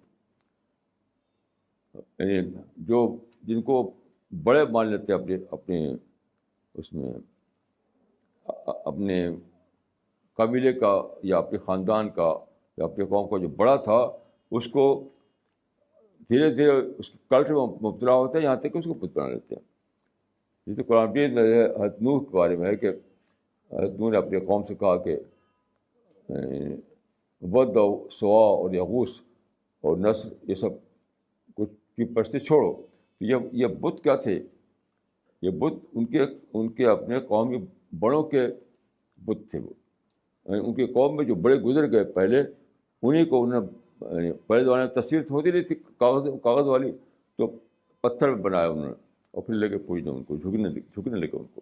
یہی مسلمانوں نے کر رکھا رسول اللہ صلی اللہ علیہ وسلم کے بارے میں. آج مسلمانوں کی میجارٹی جو ہے وہ پرسنالٹی کلب میں مبتلا ہے. یعنی رسول اللہ کے بارے میں ایسے عقیدے عجیب و غریب قسم کے کہ خدا سے ملا دیا اس کو. جیسے ایک شعر ہے کسی کا کہ وہی جو مستوی عرش تھا خدا ہو کر اتر پڑا ہے مدینے مصطفیٰ ہو کر. ایک بار میں ایک مجلس میں تھا, وہاں ایک مسلمان آئے, انہوں نے گانا گایا, بڑی دھوم مچی اس گانے کی. تو میں تو غمگین بڑا بیٹھا تھا وہاں پر. تو اس شعر کیا تھا ان کا, لوگ معاشر میں حیران رہ جائیں گے خدا کون ہے, مصطفیٰ کون ہے. اس قسم کے لاغ باتیں جو ہیں یہ شرک ہیں, بت پرستی ہیں, اور اس کا اسلام سے کوئی تعلق نہیں. اور سب میں مبتلا ہے, میجارٹی مسلمانوں کے اس میں مبتلا ہے. جو لوگ تشدد کے خلاف تقریر کرتے ہیں وہ بھی اس میں مبتلا ہے. کیسی عجیب غریب دنیا ہے کہ خدا کی عبادت کے بجائے اپنے پیغمبر کو بہت درجہ دے دیا ہے, جو کہ عبادت کا معاملہ ہوتا ہے وہی درجہ دے دیا. یہ سب چیزیں جو ہیں یعنی ان لوگوں کو ڈرنا چاہیے اللہ تعالیٰ سے کہ جب مرنے کے بعد قیامت میں حاضر ہوں گے تو یہ سب چیزیں ان پر پھینک دی جائیں گی, قبول نہیں کی جائیں گی. مولانا اگلا سوال دلی سے ہے, امام مکرم حسین قاسمی صاحب کا. انہوں نے لکھا ہے کہ چیپٹر 47 آیت نمبر 24 قرآن میں یہ آیا ہے, کیوں یہ لوگ قرآن کے اوپر غور نہیں کرتے؟ کیا ان کے دلوں پر ان کے تالے لگے ہوئے ہیں؟ اس آیت کا مطلب کیا ہے اور الا قلوب اقفالھا کا مفہوم کیا ہے؟ دیکھیے تالا جو ہے, جو تالے کے لفظ یہاں پر ہے وہ وہی چیز کو ہم کہتے ہیں کنڈیشننگ, کنڈیشننگ. یعنی کنڈیشننگ کی وجہ سے وہ سوچ نہیں پاتے اور قرآن کا جو مفہوم ہے ان کے دماغ میں پہنچتا نہیں. تو آدمی کو میں نے بار بار یہ کہا ہے کہ سب سے ضروری چیز ہے اپنی ڈی کنڈیشننگ. وہ کنڈیشننگ تو ہوتی ہے, یہ ناممکن ہے کوئی آدمی جو ہے کنڈیشن نہ بنے. پیدا ہوتے ہی اپنی فیملی میں, اپنے سماج میں, اپنے ادارے میں, ہر جگہ اس کی کنڈیشننگ ہوتی رہتی ہے. تو اس میں یہی بات ہے کہ کنڈیشننگ میں لوگ اندھے ہو رہے ہیں اور سچائی ان کو دکھائی نہیں دے رہی ہے. تو ایسا لگتا ہے اسی کے تالے پڑے ہوئے ہیں. تو تالا یہاں یعنی ایک وہ ہے سمبولک لفظ ہے, اس کا مطلب ہے کنڈیشننگ. مولانا ان کا ایک اور سوال ہے, انہوں نے لکھا ہے قرآن کے مطالعے کا علمی اصول کیا ہے؟ قرآن کے مطالعے کی اہمیت کیا ہے؟ یعنی آدمی کو قرآن کا مطالعہ کیوں کرنا چاہیے؟ بھائی کیوں تو یہ ہے کہ وہ کریٹر کی کتاب ہے جس نے آپ کو بنایا ہے. آپ کو جاننا ہے کہ اللہ نے یا کریٹر نے آپ کو کیوں بنایا. تو کریٹر کا جو اسکیم ہے آپ کو پیدا کرنے کے معاملے میں, اس کو جاننے کے لیے آپ کو پڑھنا چاہیے. باقی علم مطالعہ کوئی اس کا ہارڈ اینڈ فاسٹ رول نہیں ہے. قرآن کو پڑھیے اور دعا کرتے رہیے. میں تو یہ سمجھتا ہوں کہ کوئی بھی اصول نہیں سوائے اس کی کہ آدمی پڑھے اور دعا کرے, پڑھے اور دعا کرے, بس. مولانا اگلا سوال دلی سے ہے مسٹر مظہر کا. انہوں نے لکھا ہے حضرت عیسیٰ مسیح کے بارے میں اسلام ہمیں کیا بتاتا ہے؟ کیا عیسیٰ کی نیچرل ڈیتھ ہوئی تھی یا آپ کو خدا نے زندہ اٹھایا تھا؟ اور عیسیٰ مسیح کو کراس پہ چڑھایا گیا تھا یا نہیں؟ اور رسالہ جو ہے مئی 2010 بہت تفصیل سے میں چکا ہوں, اس کو پڑھ لیجیے. اور رسالہ کا شمارہ جو ہے, رسالہ کا ایشو مئی 2010 میں تفصیل سے ہے. مولانا اگلا سوال مسٹر ستیش چند گپتا کا ہے دلی سے. انہوں نے لکھا ہے جانور کو قربانی کرنے کو عبادت کا حصہ کیوں بنایا گیا ہے؟ اس کے بارے میں بتائیں. اس کے بارے میں لکھ چکا ہوں. اس میں یہ دو مائن الگ الگ ہیں اور یہ اس مائنڈ سیٹ کی وجہ سے لوگ سمجھ نہیں پاتے. ایک مائنڈ سیٹ بن جاتا ہے. میں خود تو ویجیٹیرین ہوں, یعنی ایم اے بورن ویجیٹیرین, تو میرا تو یہ پرابلم نہیں ہے. لیکن کچھ لوگ جو ہیں اپنے مائنڈ سیٹ کی وجہ سے جو دوسرا پوائنٹ آف ویو کو اس کو سمجھ نہیں پاتے. تو اس بارے میں میں نے لکھا ہے, اس کو آپ پڑھ لیجیے اور انشاءاللہ اس سے آپ کو اطمینان ہو جائے گا. دیکھیے ہمارا میگزین نکلتا ہے رسالہ, اس کا دسمبر 2009 میں تفصیل سے ڈیٹیل کے ساتھ آیا اس پر, اس کو آپ پڑھ لیجیے. دسمبر 2009 رسالہ جو ہمارا میگزین ہے. مولانا اگلا سوال دلی سے ہے مسٹر شہزاد احمد صاحب کا. انہوں نے لکھا ہے خدا کا سچی محبت کرنے کے لیے ہمیں کیا کرنا چاہیے اور نیگیٹو خیالات سے بچنے کا صحیح طریقہ کیا ہے؟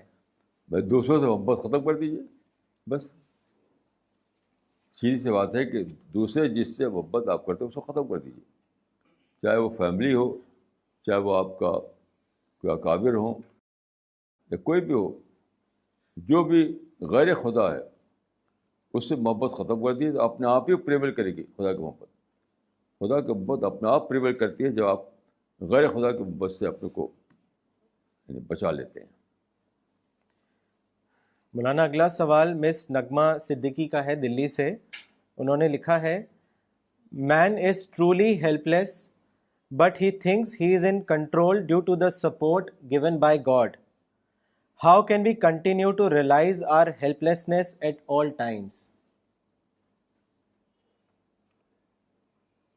یہ تو سوچنے سے ہوتا ہے. مجھے تو ہر تجربے میں اس کا وہ ہوتا ہے. جیسے کہ میں بلکہ یہ اٹھاتا ہوں, اب اس کا یہ ڈھکن گر جاتا ہے, اس کو میں گرنے سے بچا نہیں پاتا. اسی وجہ ہیلپلیس کا تجربہ ہوتا ہے. یعنی ہیلپ لیسنس جو ہے وہ ہر لمحہ تجربہ ہوتا ہے اس کا. ابھی میں بول رہا ہوں, آپ کو یاد ہوگا آپ پچھلے مہینے ایک بار میری زبان نہیں چل رہی تھی, میں بول نہیں پاتا تھا. تو ابھی تو میں سوچتا رہتا ہوں کہ مجھے اپنی زبان پہ اختیار نہیں ہے.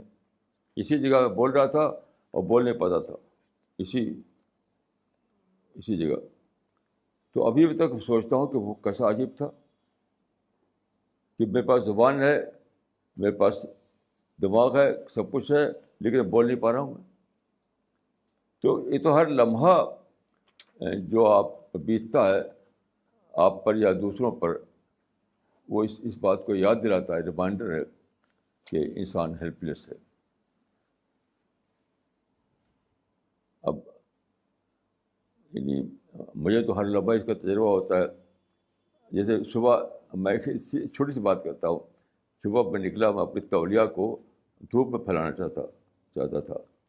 تو میں دیکھا دھوپ نکلی بھی نہیں تھی, بادل تھا.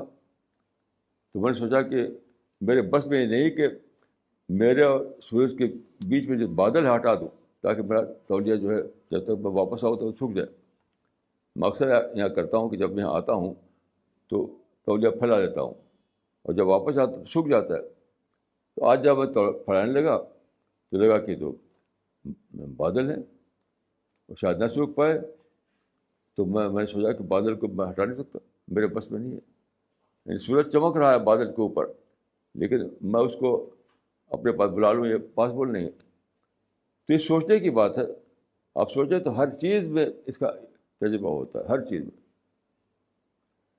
یہاں تک کہ میں تو بیٹھا رہتا ہوں, آنکھ بند کر لیتا ہوں, سوچتا ہوں کہ میری آنکھ بند ہو گئی تو کچھ دکھائی نہیں دے رہا ہے, ادھر بھی اندھیرا ادھر بھی اندھیرا.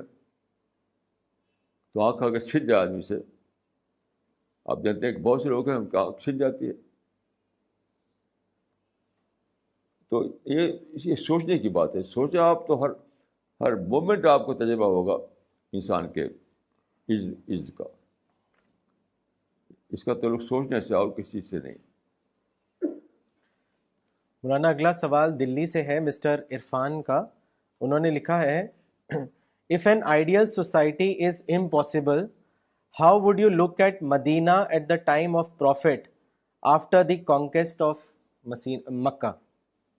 یہ تو مسلمانوں نے بنا رکھا ہے، یعنی ایک فرضی تصویر، وہاں کوئی آئیڈیل سوسائٹی نہیں تھی. یہ تو کتابوں میں جو پڑھتے ہیں آپ تو شاعری ہوتی ہے. مثال تو جو مدینہ کے پیریڈ میں جو ہے، جب مدینہ میں جو جس کو آپ کہہ رہے ہیں کہ وہ آئیڈیل سماج تھا، وہاں پر ایک موقع پر رسول اللہ صلی اللہ علیہ وسلم نے ایک تقسیم کیا مال غنیمت. تو کسی کو ملا، کسی کو کم ملا، کسی کو زیادہ ملا. تو ایک صحابی نے کہا آ کر، واللہ ما عدل تھا، خدا کی قسم آپ نے عدل نہیں کیا. تو where is that ideal society? یہ بالکل ایک مسلمان خود ساختہ تصویر میں جیتے ہیں، خود ساختہ تصویر بنا رکھا ہے. جیسے ہم جب چھوٹے بچے تھے تو ہمارے بڑے بھائی شاعر تھے، انہوں نے شعر لکھا تھا اپنے پوتے کے لیے. ان کا پوتا تھا، اس کا نام تھا ارشاد. قسمت سے وہ دن جب آئیں گے، ارشاد مدینے جائیں گے، سرکار کے چوکھٹ پر جا کر ہم صلی وسلم گائیں گے. تو آپ سمجھتے ہیں کہ مدینہ کیا ہے؟ جب وہاں گئے تو مدینہ ایسا سب شہر ہوتے ہیں. یہ جو سنا تھا آپ نے، تو اس سے مدینہ کا ایک رومانٹک تصور، کوئی الگ ہی چیز ہوگی. وہ قسمت سے وہ دن جب آئیں گے، ارشاد مدینے جائیں گے، سرکار کے چوکھٹ پر جا کر ہم صلی اللہ علیہ وسلم گائیں. وہاں نے کوئی چوکھٹ تھے، کچھ تھا. یہ تو خود ساختہ تصور بن رکھا ہے. یہ کبھی دنیا میں نہ آئیڈیل سوسائٹی بنی ہے، نہ بن سکتی ہے، کیونکہ اللہ تعالیٰ نے انسان کو آزادی دی ہے. آزادی کو منسوخ نہیں کر سکتا. جب آزادی کو آپ اوائڈ نہیں کر سکتے تو سوسائٹی آئیڈیل سوسائٹی بننا ممکن نہیں. Ideal can not be achieved. مولانا ان کا ایک اور سوال ہے، انہوں نے پوچھا ہے، how does one look at what the prophet did with the idols when Mecca was conquered? دیکھیے، یہ سوال سمجھنے کے لیے تاریخ کو دیکھیے آپ. جب مکہ میں بت پرست لوگ تھے تو آپ نے اس کو چھڑا نہیں. جب بت پرست کوئی رہے ہی نہیں تو خود انہیں لوگوں نے ختم کر دیا اس کو. جو پوچھتے تھے کہ آپ کس کے لیے، رسول اللہ صلی اللہ علیہ وسلم نے خود نے ٹچ کیا تب بھی. لیکن جب مکہ کے لوگ اسلام میں داخل ہو گئے، یعنی توحید میں داخل ہو گئے، تو اب کون اس کو پوجے گا، کس کے لیے ہے وہ؟ تو یہ بالکل غلط تصور ہے. مسلمان نے غلط کتابیں لکھ رکھی ہیں اور محمود بت شکل کہا کہ اس کو فخر کرتے ہیں. رسول اللہ بت شکل ہرگز نہیں تھے. وہ تو ایک جو سماج میں تبدیلی آئی تھی، اس تبدیلی کا ایک فنامنا تھا بس. بت شکنی اسلام میں نہیں ہے. بھارت اسلام میں شرک کی تبلیغ ہے. بت شکنی جو جس کی روایت قائم کی ہے محمود غزنوی نے، وہ بالکل غیر اسلامی ہے، بالکل لغو ہے، اور اس کو میں ڈس اون کرتا ہوں. محمود نے جو بت شکنی کی انڈیا میں آ کر کے، اس کو میں ڈس اون کرتا ہوں، چاہے کسی کو اچھا لگے یا برا لگے. مولانا یہ سوال دلی سے ہے، مسٹر محمد انس کا. انہوں نے پوچھا ہے، can we use perfumes, gel and other cosmetic items because that type of things have alcoholic ingredients? یہ سب بالکل، یعنی میں تو اس کو سرے سے الکوہل یا ہو یا نہ ہو، ایک وہ سمجھتا ہوں وقت کا ویسٹ کرنا. یعنی آپ گھنٹوں ٹائم لڑکیاں بتاتی ہیں آئینے کے سامنے اور اپنے کو بیوٹیفائی کرتی ہیں، یہ تو ٹائم کو ویسٹ کرنا ہے. میں اس کو بالکل ہی پولیس ایکٹ سمجھتا ہوں اس کو. اتنا ہمارا ٹائم اتنا پریشس ہے، اتنا ہمارا وقت جو ہے اتنا قیمتی ہے، اس کو دوسرے بہت سے کام ہیں بڑے بڑے اس میں لگائیے. یہ بیوٹی پارلر میں سمجھتا ہوں کہ میں اس کو اگلی پارلر سمجھتا ہوں، کیونکہ ٹائم ویسٹ کرنے کا وہ سینٹر ہے. آدمی جاتا ہے وہاں ٹائم ویسٹ کرنے کے لیے، کوئی بیوٹی نہیں. جو میں جاتا ہوں یہ ٹی وی میں، تو کوئی آتا ہے اس کو کرنے کے لیے. میں نے کہا بھائی جو خدا نے جو مجھے دیا ہے وہی میری بیوٹی ہے. آپ آ کر کے یہ سب جو کریں گے وہ میری بیوٹی نہیں. آج تک میں نے کسی کو ٹچ نہیں ہونے دیا اپنا چہرہ. تو میں تو سمجھتا ہوں کہ بالکل اسٹوپڈ سوچ ہے کہ آپ سمجھتے ہیں کہ کوئی آرٹ ہے کہ اپنے کو بیوٹیفل بناؤ. آرٹ نہیں، وہ تو اگلیفیکیشن میں نے دیکھا.